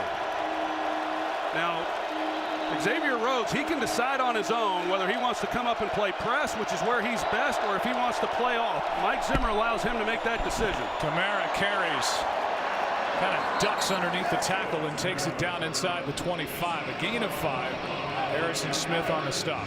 Now, this is obviously a good drive after the sack and force the punt. Now you got to get something going offensively to climb back into this. Even though the Vikings didn't come away with any points on that drive, they did take time off the clock.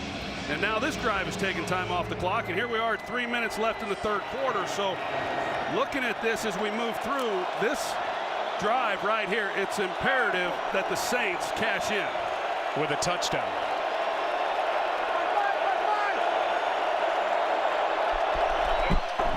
Second and 5. Kamara gets it.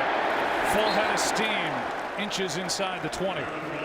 Gain of 3. So another third down coming up is Terrence Newman, who is ageless.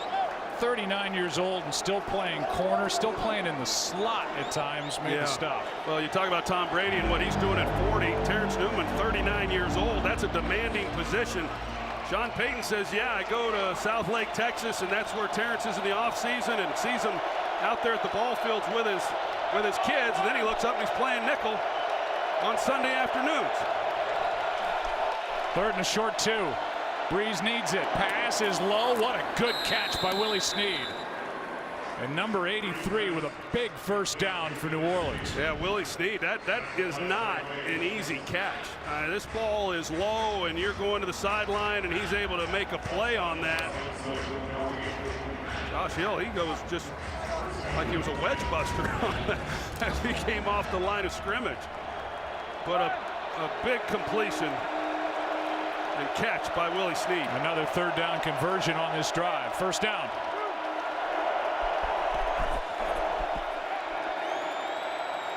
Nowhere to go. Pass underneath and flag late. Real late. As the throw was in the direction of Michael Thomas. But here inside, what happened a moment ago, they picked up the flag.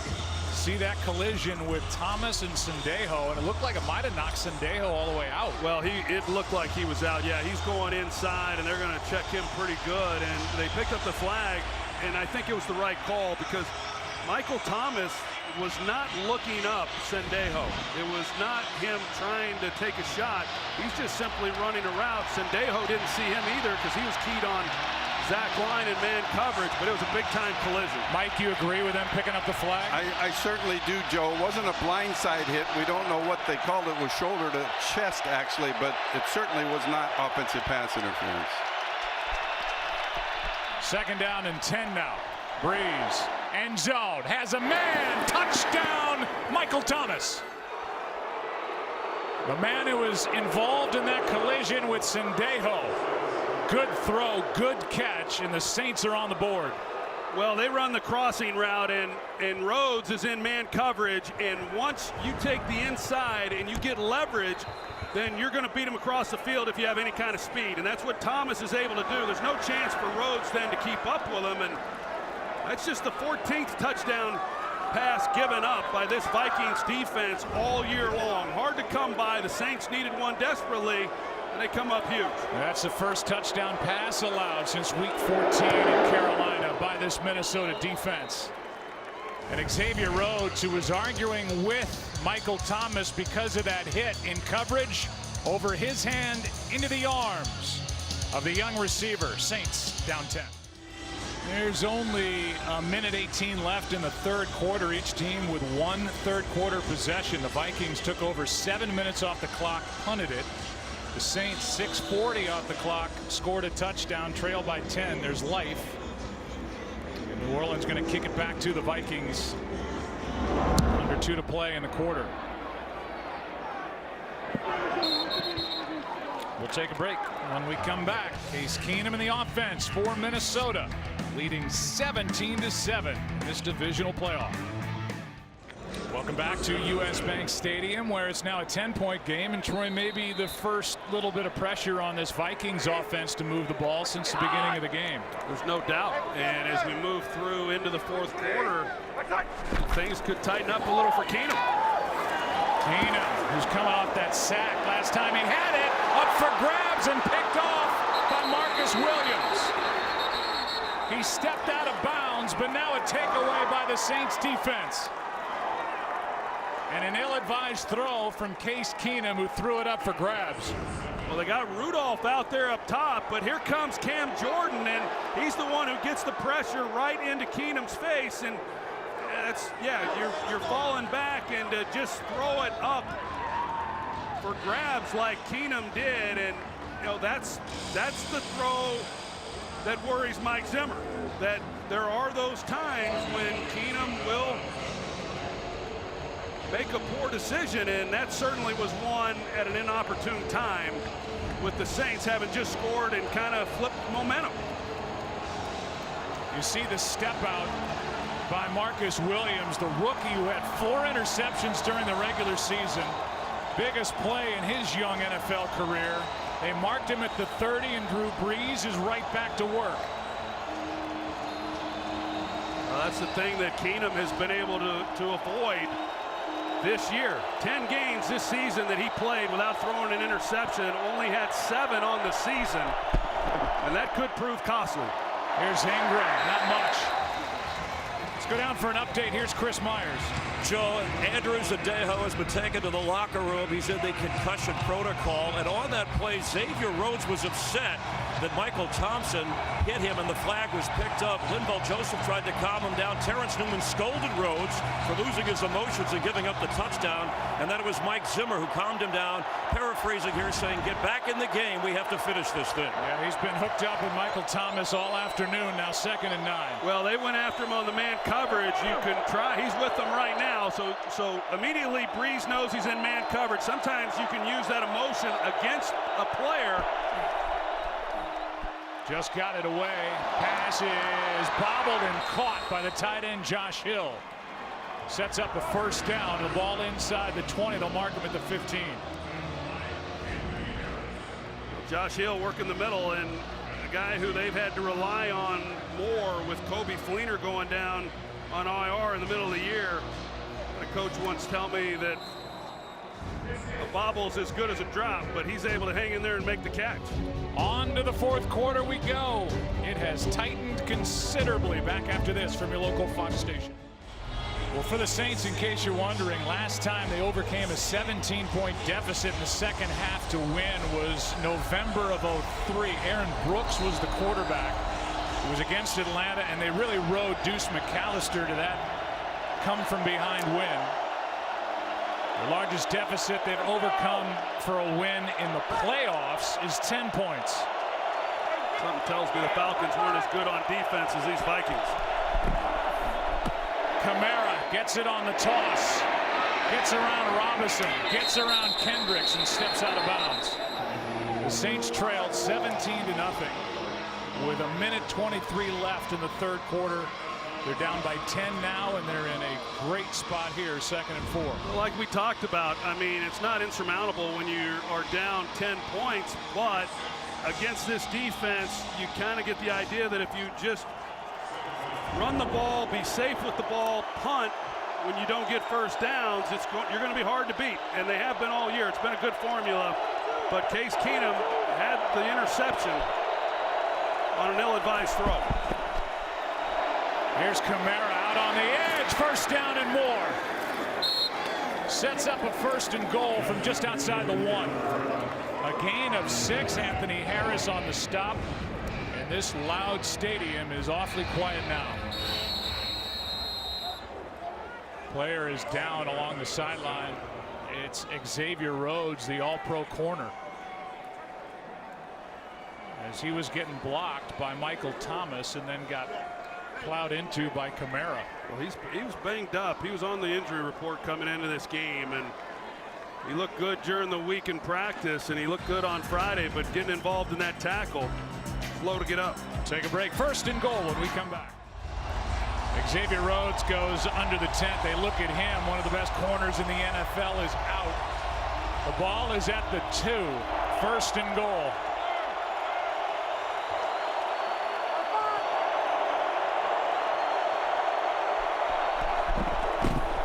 Kamara, nothing. Anthony Barr in there to make the stop. Wasn't alone. Troy, this looked like the best game and best matchup coming into this divisional playoff weekend. It took until late in the third quarter for that to materialize, but it's a game now. Well, it sure is. It sure is. There's no doubt. And we'll see what Sean Payton wants to do here. Thought he might go play action, but there's going to go drop back. Now we'll see. They move Kamara into the backfield. Fake toss, pass, caught, touchdown Saints. Michael Thomas. And the second-year pro's got his 2nd of the game. The eyes went to Kamara on the fake toss, and Thomas made a move. No Rhodes out there, and a 3-yard touchdown. Well, I don't know if Rhodes would have made a difference, but Terrence Newman, as we said, the 39-year-old trying to keep up with him, and he drops into the end zone and just kind of opens the gate for the slant route, and pretty easy completion and touchdown for the New Orleans Saints. And the extra point by Lutz, who missed 3 during the regular season, to make it a 3-point game. It started with the interception, and it was provided by the rookie Marcus Williams. Breeze makes good on the chance. 3-point game in Minneapolis. Case Keenum moments ago. It is ratcheted up considerably. 3-point game, and Keenum and the offense for the Vikings will start at 25. Well, early in this ball game, Joe, we listed the 3 things that Sean Payton said that they had to do in order to give themselves a chance to win this ball game. And the third one on that list was patience. And that means that there are going to be some negative things that happen, and you have to hang in there and just keep playing, one play at a time. But the other part of that is give yourself a chance to win in the fourth quarter. And they have now given themselves that opportunity, and we'll see how Case Keenum handles this, but this is an entirely different animal right now in the fourth quarter with a 3-point lead, and seeing whether or not he can execute this offense. Latavius Murray with a nice start to the drive. Out to the 39. Williams on the stop and a carry of 14 yards. Well, we get Remmers, the left guard, and then we get Elflein, the center, and you see the push that they get. And then Berger, the right guard, and creates a nice lane for Latavius Murray.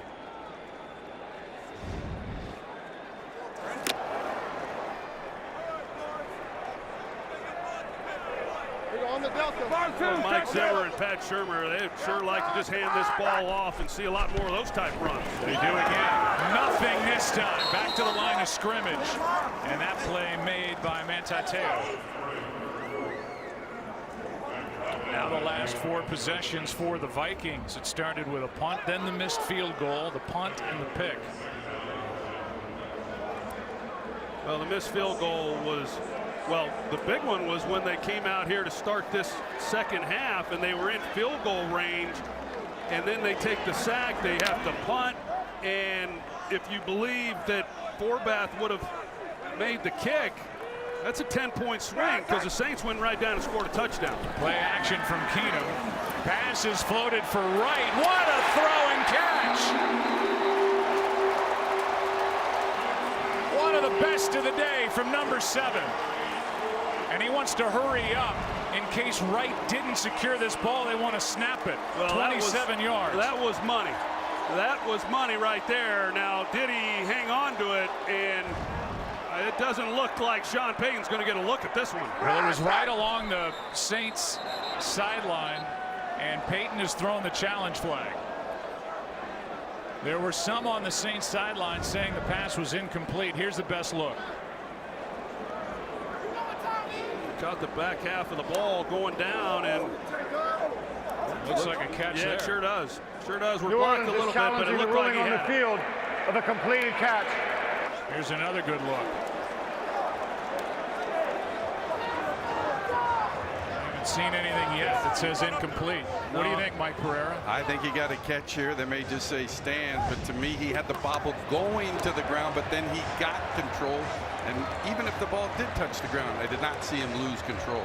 Yeah, what a great throw by Case Keenum. He just drops this out of a helicopter, and a little movement, but I agree with you, Mike. He looks to me like he's got it. He's got his arms underneath it. I certainly think that at this stage of the ball game and that play that it was worth the look by Sean Payton.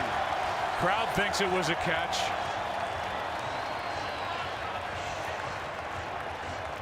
I'm not sure that they, like you said, Joe, it was along their sideline, so they got a chance to see it as it unfolded, but I doubt anybody really got a look to give Payton much direction on what he should do.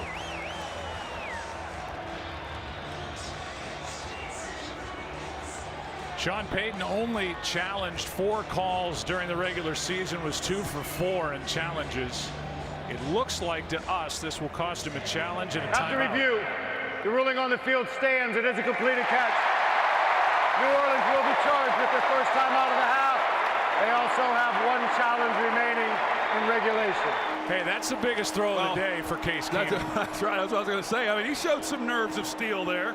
That all of a sudden you've got this 17-point lead, and then you're faced with a 3-point lead, and the momentum obviously has shifted, and you got to make a play, and he drops it right in the pocket.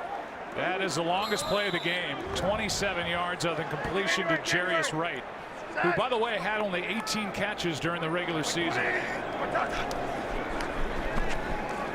Out of the backfield, McKinnon catches it on the move in a short game. P.J. Williams forced him out, a gain of 4. Talked a lot about Stephon Diggs and Adam Thielen and how good they have been, and Jarius Wright, I know he hasn't done a whole lot the last couple of years, but there was a time he was a real contributor for this Vikings offense. In the backfield, McKinnon breaks a tackle. Ends up getting back to the line of scrimmage, and the first guy there was Cam Jordan, who got through, couldn't bring him down.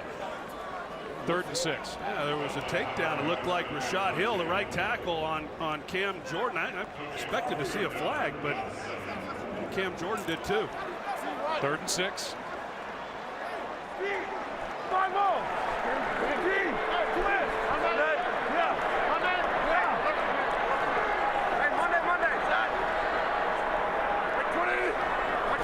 They're inside field goal range at the moment. And just able to get rid of it is Keenum, and that's big. They call it an incomplete pass as Jordan was all over him. Rashad Hill, as I said, he has started 6 of the last 8 games, but he has a tendency to play awfully high. And he does here, and Cam Jordan comes right around him and makes a play. You can see he comes right around the edge. Keenum has no chance. Now, does the ball come out? It looked to me like it did. that he was able to unload it. But Cam Jordan, as he has all year long, he's having himself another outstanding ball game. That's a big job by Keenum to avoid the sack. Second 49-yard try by Forbath. He missed from this length at the end of the first half and whistles before the play as, how about this? Sean Payton's going to challenge. I don't like that challenge. I mean, when you look at where we're at and you've already lost one timeout, and if you don't get this one, you lose your second challenge. Mike Pereira, the knees were up as far as I could see. New On Orleans that is throw. challenging. They believe the quarterback's knee was down prior to throwing the forward pass. I know Sean Payton thinks that, but Sean Payton is going to find himself now for the rest of the fourth quarter, certainly up to the 2-minute warning, without any challenges. And only one timeout. He's going to lose this challenge, lose his second timeout. So tough one here. Understand the challenge. Think it might take him out of field goal range, but at the risk of losing the final ability to challenge and the timeout, I think this is going to be confirmed that it's an incomplete pass. Troy, was about 8 yards of field position that effort by Keenum saved. So instead of a 57-yard try, it's a 49-yard try. And you saw a moment ago easily in the range of Kai Forbath, who is 1 for 2 in the game. Well, we saw what happened on the possession to start this second half on the sack, and how that knocked them out of field goal range on third down, and it almost, you know, happened again. And I mean, we agree that he got the ball out. We'll see, but there's a lot of ramifications from the challenge if they don't win this. Losing the timeout, not having any more challenges, as Mike pointed out, in a tight ball game. I think Sean Payton's got to either get better information in his headset about challenging a play or avoid the emotion of challenging a play, because that looks like a waste. Yeah, I think the first challenge, I agree with that challenge, because I think at that point in the game, it was a big play in the game that set them up down here for a field goal if they weren't able to finish off the drive. And I don't think they got a look. It would happen so fast with Keenum getting to the line of scrimmage. I think that was worth the challenge, but this one a little different story. We look at it again. The knees are up. The ball's close. out. It's close. But it is close. Even the Saints are lined up expecting the ball to be snapped from the 31. And yet it's another long delay as we wait for New York to figure it out.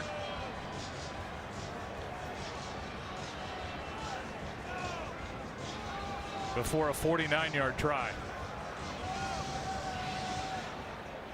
Here comes Sterator.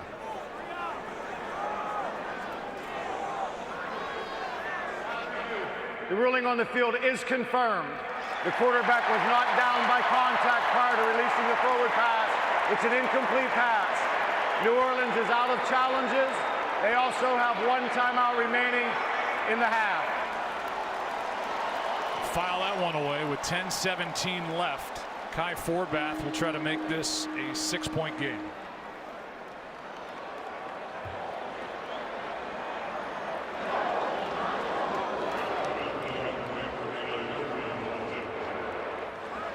So he's had a long time to think about it after hitting it, but the challenge flag was thrown by Payton before the snap. Yeah, you said it. I mean, a lot of time, and now he's taking some warm-up kicks, and he looked like he's been out of sorts, just kind of wandering around, trying to occupy himself. And you know, hey, we talked about Case Keenum and the nerves that he's feeling coming into this playoff game. I can guarantee you, Kai Forbath, you know, he kicked in 2012 for the Redskins with 2 extra points in that game, but this is relatively new for him too.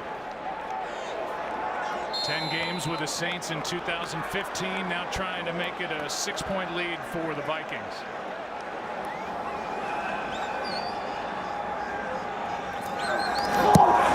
And he hits.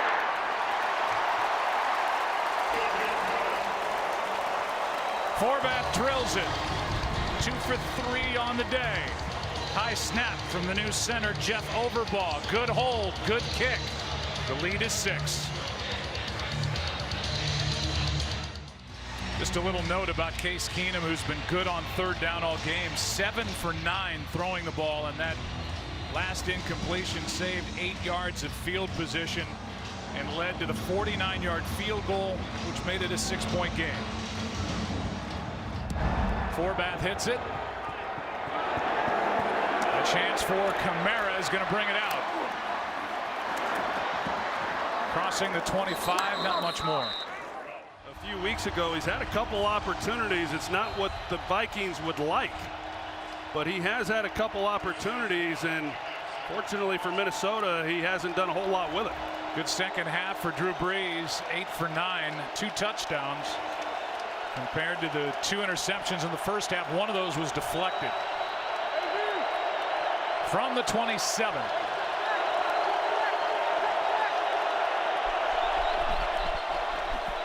Kamara, the rookie, part of a backfield that for the first time in NFL history, 2 running backs had over 1,500 yards from scrimmage.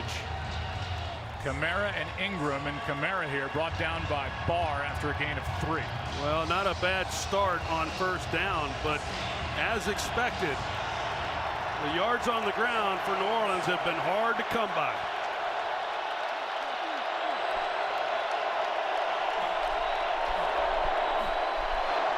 Rolled out to the right. Ginn made the catch, knocked out of bounds by Trey Waynes, short of a first down by a yard. Waynes is busy. When you play opposite Xavier Rhodes, you get a lot of action. He was targeted over 100 times this year, tied for 5th most, and 102 chances among NFL cornerbacks. Well, we'll see what happens here. We've seen the Saints in this situation when they've not been able to pick it up. They just have 2 conversions on the day.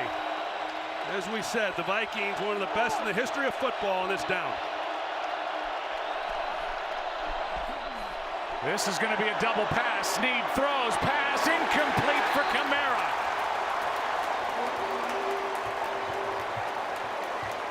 And that tells you all you need to know about the respect that Sean Payton has for the third down defense of the Vikings with this trick play. Guarantee you, Sean Payton's been waiting for the opportunity in this game to make this call, and what a great opportunity it was at this point in the 4th quarter, and they've got him.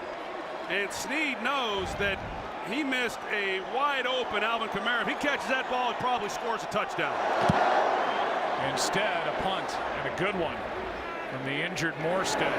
Back to the 10 is Sherrills with a fair catch. Under 9 to go. And a good matchup. Saints and Vikings. 6-point game. It's Championship Sunday on the 21st. Right now, we are 21 days away from February 4th and Super Bowl 52 right here. Case Keenum during that TV timeout was smiling and joking with Gene Steratore, so he's pretty loose. On the ground, Murray, not much. Gain of 1. Let's go back to the 2nd career pass attempt by Willie Snead. Well, good design, and then you're going to see Snead here who gets the throw, and watch what happens. Kamara, he's able to go past Anthony Barr, who gets lost in the man look, and if he catches that, he's one-on-one on Harrison Smith. And that's what he's saying. He's wide open, and boy, couldn't have drawn it up any better. It was a great time in the game to make the call and just didn't execute the pass. Keenum in trouble, steps away from a sack and throws it away, and a flag is thrown in the secondary. And it is a defensive hold, which brings with it a first down. There's Marshawn Lattimore, and Prior to the pass, the flag was thrown. holding defense number 23. 5-yard penalty, automatic, first down. We talked about Sean Payton having that play in his pocket. Willie Snead grew up in Michigan, played at Muskegon Heights High School, and threw for over 4,000 yards and 40 touchdowns in high school. So he got the old high school arm cranked up, but couldn't connect in this divisional play. I bet you he completed that pass every time they worked on it in practice, too.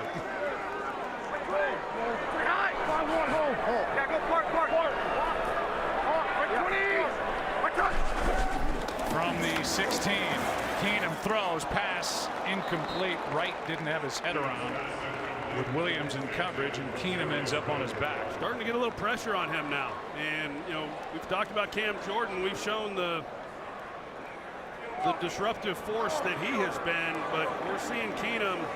He's taking some hits. He's been forced to get the ball out when he hasn't really wanted to, and you see the dropbacks and the knockdowns and the hits. So they've gotten after him a little bit. Now second down situation, and they got their big people in. Saints are loaded up defensively to defend the run. Handoff to McKinnon. Fights his way just across the 20. And a gain of 5. Craig Robertson on the tackle. Well, we've seen what's happened on the last few third downs, and they have.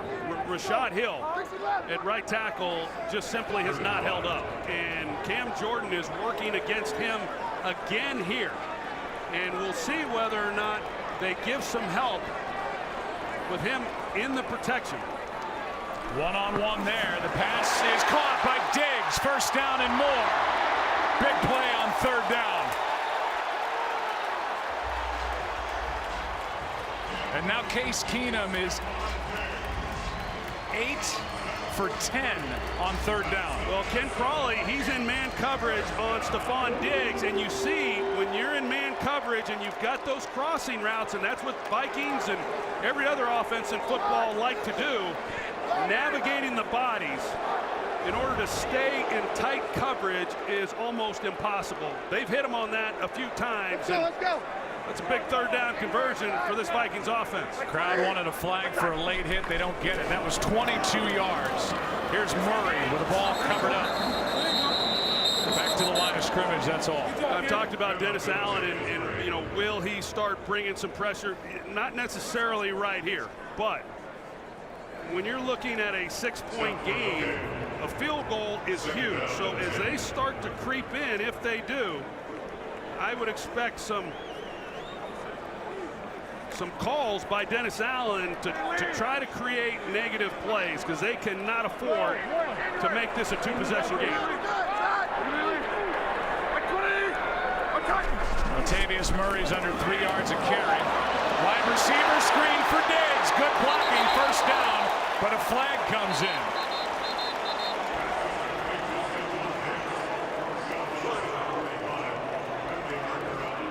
And it's against the Vikings.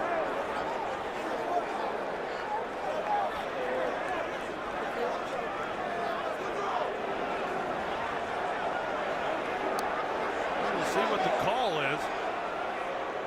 We'll get it from Steratore. Illegal block in the back. Offense number 82. 10-yard penalty from the spot of the foul. Replay, second down.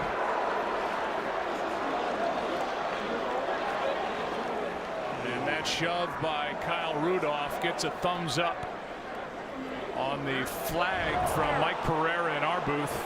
He says good call. Yeah, I think that Rudolph, he came off the ball, and had he have just gathered himself a little bit, you know, easy to say after the fact. You don't know where the receiver is with the ball, but it looked like he probably didn't have to do as much if he just handled it a little bit differently. But a big gain gets negated, and now they're looking at second and long.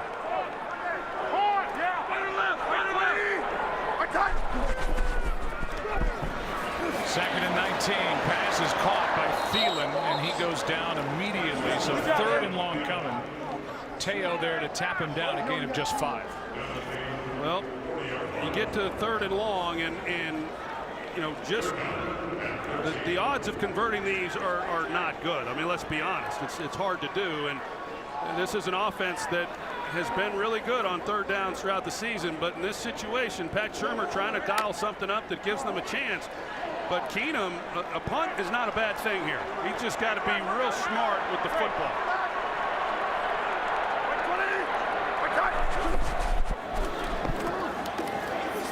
Pass to the sideline, broken up. Pass intended for Thielen, and no flag as Lattimore was there in coverage. And And Lattimore banged up at the end of the play. Well, it's kind of like what happened earlier on another play. You know, these bang-bang collisions as the ball's arriving. You know, he probably got there just a tick before the ball, but these officials, when it is that bang-bang type sequence, they're going to let it go. I think it was a good non-call. Mike Pereira, do you agree? Excellent, and that's what they have been told. If it's that close that it's only a foul in slow motion, if it's that close, let it go. This one's blocked. And recovered at the 40. A special teams play as Taysom Hill, a third-string quarterback, came in and blocked it right off the foot of Ryan Quigley. That's his first block of the year. Taysom Hill, he started playing special teams a few weeks back late in the season, and he gets a jump off the ball. And oh no, it was Johnson. Hill off the edge and Johnson up the middle. And I don't know if Quigley had to avoid Taysom Hill, but it's Johnson getting the left hand up. And what a play by George Johnson, the free agent from Rutgers. Yeah, well, George Johnson, he didn't join the team till the last 3 weeks of the season, and he makes a huge play. He was able to just bust right through the middle. I think the edge pressure from Taysom Hill, you know, certainly didn't help things, but George Johnson, he got back there, and there was no chance to get that ball off.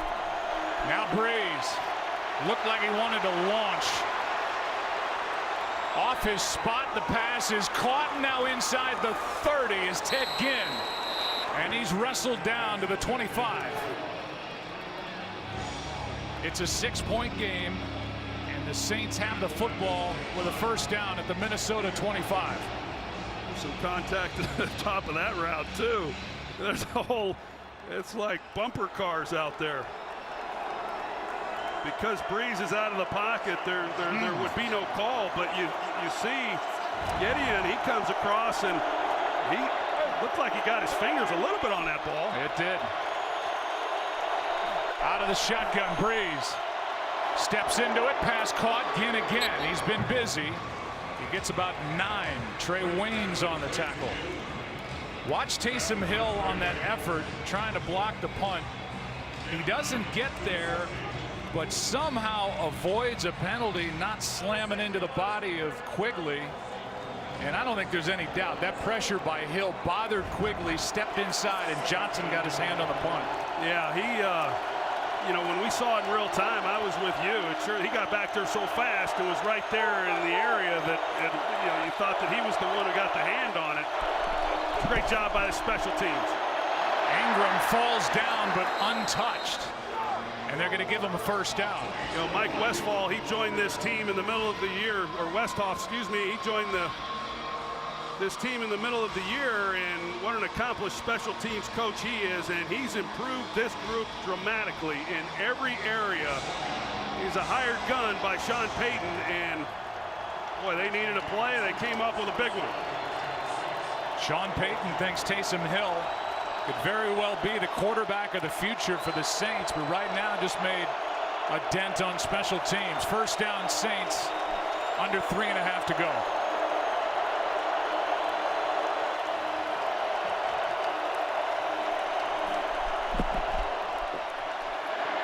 End zone.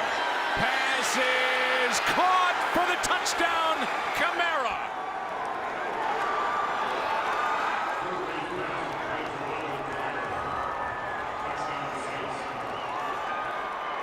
All the way back from down 17 to nothing. It's now 20-20 with the extra point coming.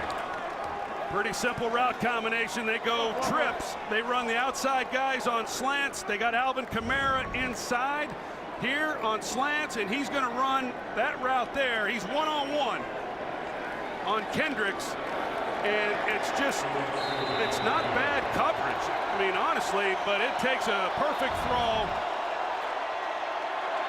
Hey, Drew Brees had himself a heck of a second half. Lutz puts New Orleans on top for the first time today. What a comeback with 3:01 left. Let's go back to it. when you got a man like that and you've got a receiver slash running back with the skills of Alvin Kamara on a linebacker as good as Eric Kendricks is, and as well as he can run, you got a lot of field to work with as the quarterback. And as soon as they lined up, he saw man coverage. He knew exactly where he was going with the football, and time after time this year, the rookie has delivered. Special teams got the block punt. And then Drew Brees, the vet, with his 13th career postseason start. 7-5 overall. 1-4 on the road. And I don't know.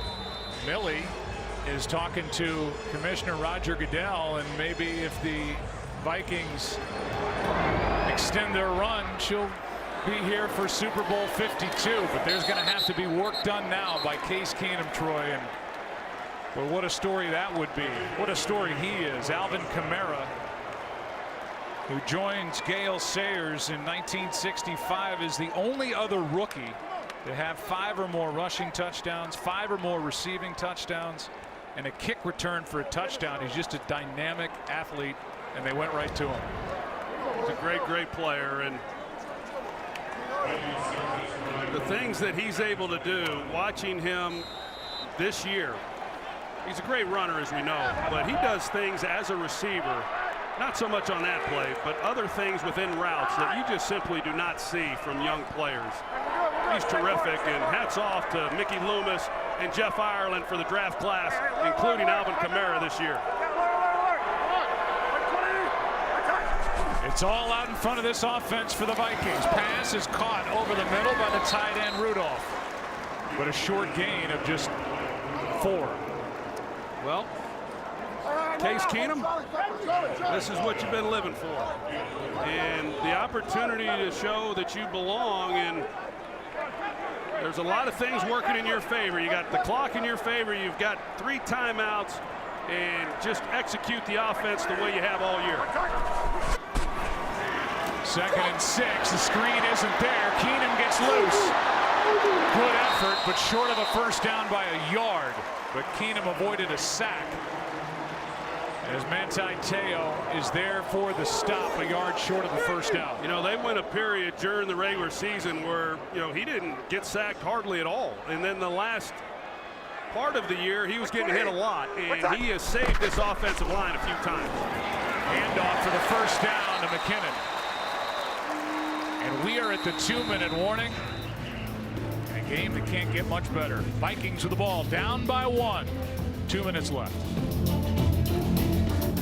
See the career-long field goal for Kai Forbath. Different circumstances, no doubt. Talked to Mike Zimmer. He said about the 35-yard line is where I feel good with Forbath. That's about 30 yards away.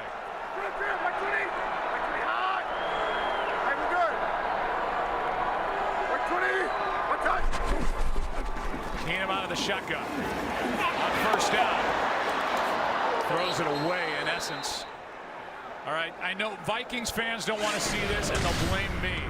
But there's no time like the present to change the narrative. Opportunity maybe. The 98 NFC champ game against Atlanta. Gary Anderson missing what could have been an icing 38-yard field goal.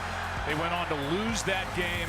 And then the one 2 years ago in 2015, Blair Walsh wide left from 27 yards away in the loss against Seattle in the wild card round. And those are just the kicks. I mean, they've had some other devastating losses over the years in other ways. Low snap. Keenum throws it. Flag. Pass caught by Thielen. Oh, my gosh. Up for grabs, and Thielen with a catch of a lifetime. Flags are down. I think they were going to get the flag on Lattimore anyway right there, but they're going to get a lot more. Instead of a 5-yard holding penalty, they're going to get this completion, it looks like. How good is this guy? Unbelievable. He comes into the league as an undrafted free agent, and just over the years. There are 2 fouls against the defense. Prior to the pass holding, defense number 23. That penalty is declined. We also have pass interference defense, number 23. That is also declined, and the result of the play is a completed catch and a first down. It's really phenomenal. This guy comes into the Vikings as an undrafted free agent, as you said earlier in this ball game, and not a lot expected out of him. And he just continued to work his tail off each and every day and has turned himself into an all-pro wide receiver. He's going against one of the best corners in football, Marshawn Lattimore, Pro Bowl player, and Adam Thielen makes one heck of a catch. Unbelievable. 24-yard catch. It'd be a 58-yard try from here, so they're edging into field goal range. Pass incomplete. Thielen the target again, and Lattimore was defending again at 2nd and 10. Now this is where Case Keenum, he's got to be real smart about this and understand where he needs to get to, and and cannot take a sack. And then on the other side of this is the 2 challenges by Sean Payton leaves him just 1 timeout. 2nd down and 10. I know you said the 35-yard line, Joe, but he can get to the 39. I mean, right on the range now for Forbath. They don't really need any more. Blitz coming off the edge. Pass is caught by Rudolph, and there's near the 35. Catch is made. Gain of 5. 3rd and 5. Now here's the deal. So now they're out of the clock stops. They're going to, I would guess, run the ball, but if they go for it and pick up the 1st down, they can run this thing down, and not leave any time left. But, do they want to risk knocking themselves out of range? Can't. Throws it up for grabs again, and it's incomplete. Rudolph the target. And it's 4th down. That was a dangerous throw again. Yeah, it was, and yet you got to realize, as I said, that you got to get the ball out, and you just can't take a sack. So, yeah, close, but they give Forbath an opportunity. Assuming he makes this, they're going to leave time on the clock for Drew Brees as well. It'll be a 53-yard try. 2nd NFL game for the guy snapping a Jeff Overball.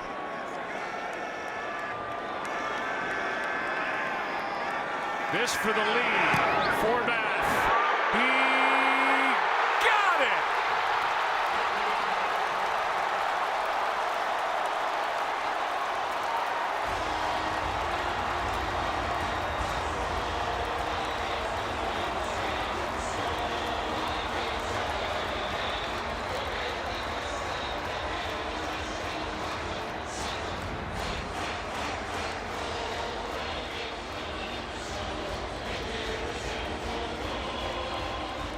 Down, he just splits the uprights with it, and that's a high Forbath. You see Case Keenum and his reaction, and of course Adam Thielen makes the great catch. But what a job by Case Keenum in that situation, and you're down, and you got to come down and get some points to retake the lead. And now with plenty of time, this defense that we have bragged on all year long and throughout this game, will they be able to make a play? It'll be the number 2 offense against the number 1 defense. With a trip to the NFC Championship game on the line. Forbath. Kamara will take a knee. Troy, I think both head coaches have what they want. Game's on the line. Drew Brees on the field for Sean Payton. And this defense on the field for Mike Zimmer of Minnesota. I think you're right. I think if you asked each of these coaches, with the game on the line, what units do you want on the field? There's no question Sean Payton would say, I want the game in Drew Brees' hands. And Mike Zimmer, he's been coaching this defense since he got here 4 years ago. They're one of the best, if not the best, in football and have been for a few years, and it is game on. What a second half for Drew Brees. 23-21 Vikings. Here we go.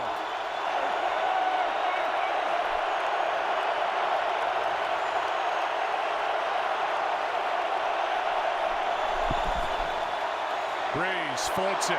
Thomas incomplete. The only only team to overcome a 17-point deficit in the final 17 minutes of a playoff game to win, the New England Patriots in last year's Super Bowl. That's what Drew Brees and the Saints are trying to do. Down at one point, 17-0, now down by 2. Well, they better block up 97, Everson Griffin, because these tackles with this noise are going to have a problem. Here he is on the edge. With Danielle Hunter on the other side. Brees underneath, pass caught. That's the tight end Hill. And the focus will shift to Will Lutz, the place kicker for the Saints. He's missed from 58 in this game. He hit from 57 last week. That means the 39-yard line of the Vikings. They were in zone coverage the last play. They go man now. Brees, pass, caught, Ginn, out of bounds. And they are knocking on the door here already at field goal range, a gain of 11 with 55 seconds left. Well, Mackenzie Alexander here, he's playing such soft coverage. He's like he didn't quite get the call, so he doesn't come up and challenge Ginn. Of course, you know, Ginn is one of these burners. You got to respect that speed as well, but that's why Ginn was as open as he was.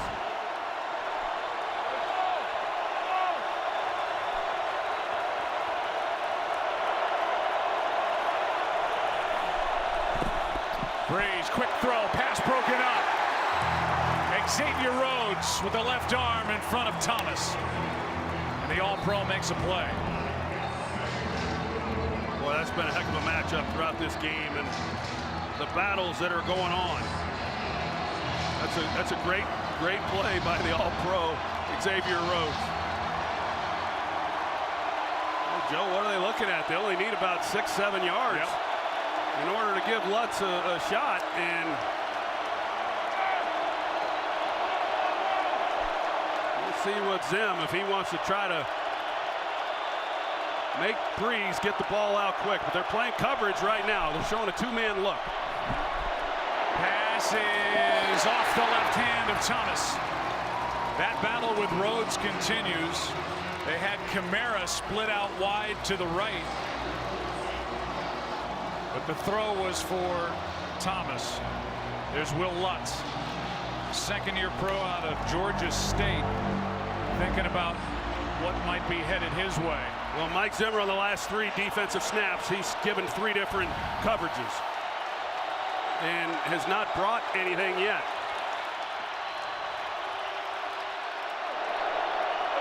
Third and 10.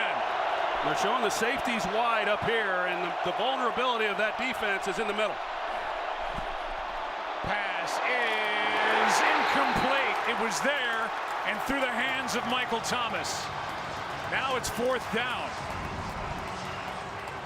They've tried this route combination 3 times now on this drive. They opened up the possession with the same throw with the press coverage, trying to get Thomas on a back shoulder fade, and here we go. This is the game. This is the game because they're not in field goal range. So that means the Saints have to get 10 yards to have a life.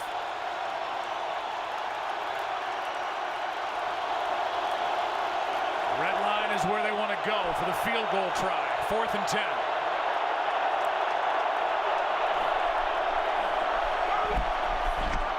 Brees, pass, caught, Snead. The 33-yard line. And now with 40 seconds left, the conversion, biggest throw of the game by Drew Brees, and it was perfect. It was perfect, and they played 2 deep safeties. They got man coverage across, and then you got to just win. If you got the one-on-one, and they're able to get Willie Snead on a 7 route, basically a corner route, and Brees hangs in there. He's got ice running through his veins and delivers a perfect ball. 13 yards on 4th and 10. It would be a 51-yard try from here. Sideline, Ginn out of bounds just inside the 30. So they're taking a little bit of the edge off for Will Lutz, who during the regular season was 31 of 36, 13 of 16, 40 to 49 yards, and 4 for 5 from 50 plus.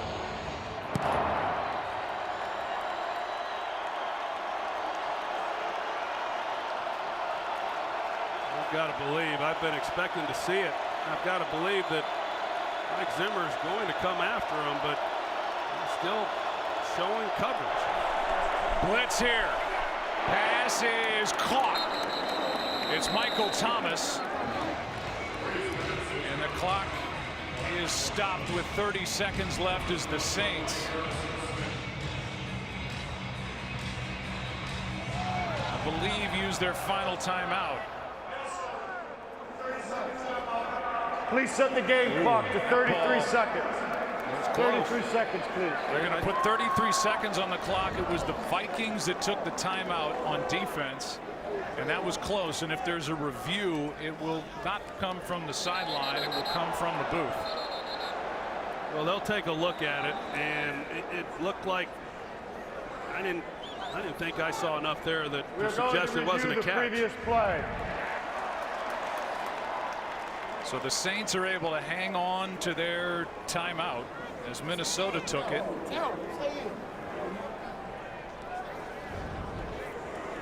And they're reviewing the catch. Right now the ball is inches inside the 25. So you're looking at just over a 40-yard field goal try here. Previous play was 2nd and 6 from the 29, ruled a 5-yard catch.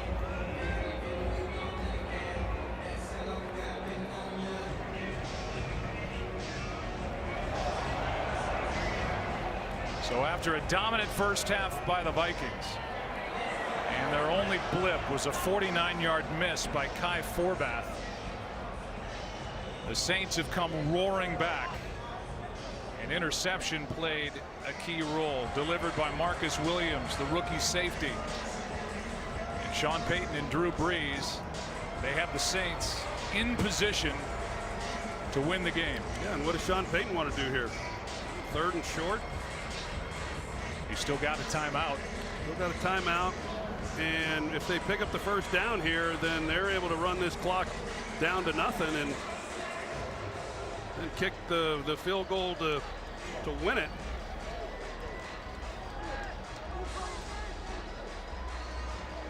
So this long look, we haven't seen anything with our reviews to say that they'll overturn the 5-yard catch call. Brees in the second half, 17 of 22, 177 yards, 3 touchdowns, no interceptions against this #1 ranked defense. He's been tremendous. After review, the ruling on the field stands. It is a completed catch. 3rd down, 1.5, New Orleans.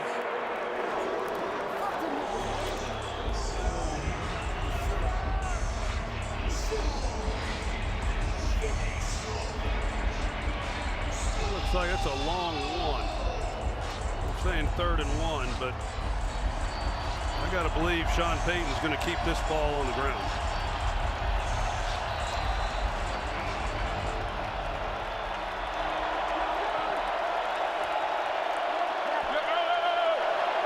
Kamara in the backfield, gets it, carries it, doesn't get anything. In fact, lost half a yard. And a timeout is taken by the Vikings. They have 1 left. The Saints have 1 left. Let's give you a recap. Sendejo with an early interception. 2 picks in the first half for Drew Brees. Latavius Murray with a touchdown rush. But the Saints started their comeback late in the 3rd quarter. A blocked punt led to this by Alvin Kamara.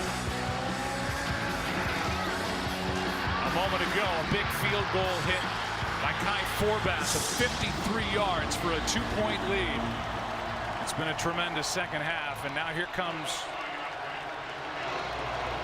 Will Lutz. 29 seconds left. 43-yard try for the lead.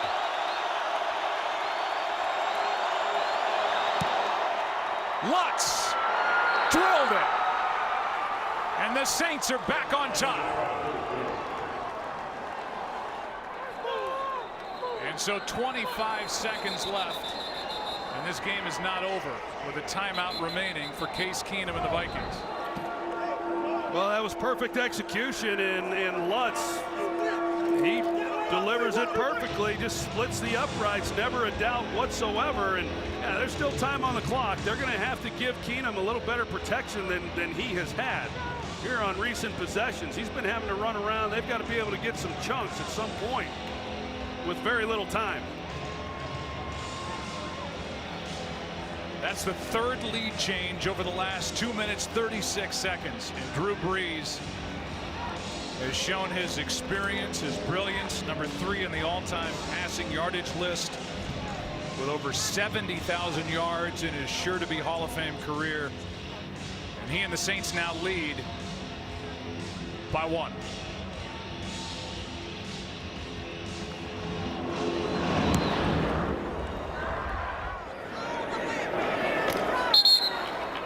So 25 seconds left, starting at the 25. And it's all on Case Keenum and this Minnesota offense to give Kai Forbath another chance. Well, we'll see what he can do. We talked about it when Brees took the field. Brees against this Minnesota defense, and I'll tell you, in today's game, it is hard. It is hard to stop a quarterback like Drew Brees, and when all you need is a field goal to keep that from happening. We'll see if Keenum can work a little magic here.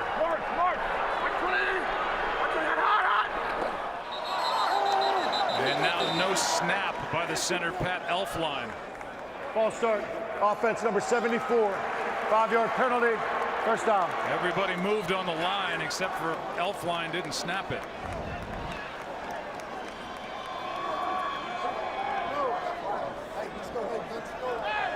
He's trying to go, you heard him at the line of scrimmage, trying to use a little hard count. Maybe you get a free play and you can take a shot down the field immediately. Instead, his own guys move. 1st and 15. Pass to Diggs. First down.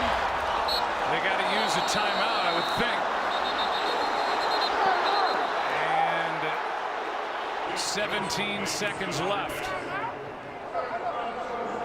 Timeout taken by the Vikings. They're out of timeouts.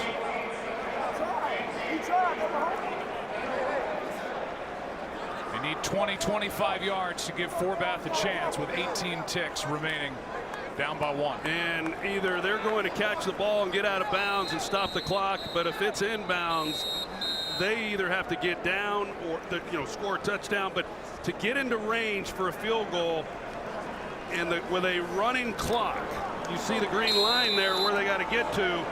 It will be hard to get up there and get set and stop this clock with a running clock. Pass to the sideline, nothing there. The receiver right had fallen down. Rudolph was, I guess, the closest to it. 14 seconds left. Yeah, I think that he's trying to, that was a timed throw. He's trying to get it in there to Jarius Wright. Wright falls coming out of it, thinking maybe they can get one on the boundary and catch it and then still have another play. Yeah, clearly New Orleans is going to do all they can to keep this ball funneled back to the field.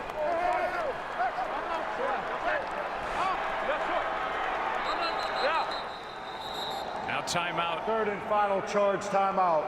New Orleans. Taken by the Saints. Said this earlier, the largest lead in franchise's postseason history given up in a loss for the Vikings, 14 points. This would eclipse that. And the largest deficit overcome for a postseason win for the Saints in their franchise history is 10 points. The Saints franchise started in '67, 1-6 in the playoffs on the road. Saw Drew Brees. He can hardly stand to watch. Pacing over there on the sidelines. I know the feeling.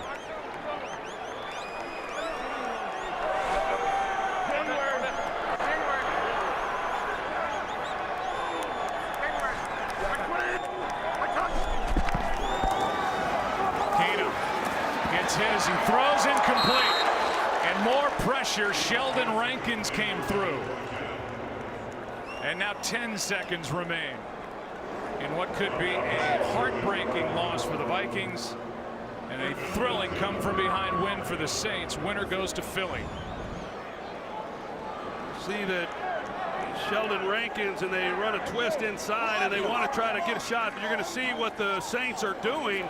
They get these guys down here, they're going to try to funnel everything in, and that's the short side of the field, and so they're figuring to save time. That's going to be where Keenum's going to try to work the ball on the boundary. Keenum steps into it, pass is caught! Diggs! Sideline! Touchdown! Unbelievable! Vikings win it!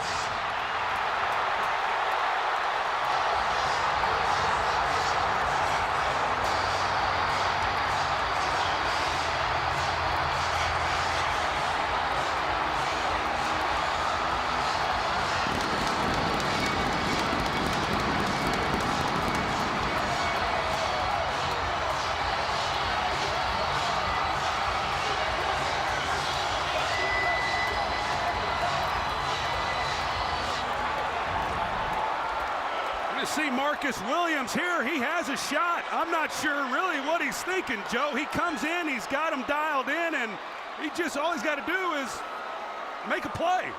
And even if he catches it, you tackle him in bounds, the game is over. And I know Diggs, he's catching this, he's expecting somebody to hit him. And he turns around, heck, nobody's there. And he's off to the races, and it's pandemonium. 61 brilliant yards for Stephon Diggs. And Case Keenum has just taken the Minnesota Vikings to the NFC Championship game in a game none of us will soon forget. Well, by rule, they got to kick this. They got to kick this extra point. I don't know how they're going to get that done.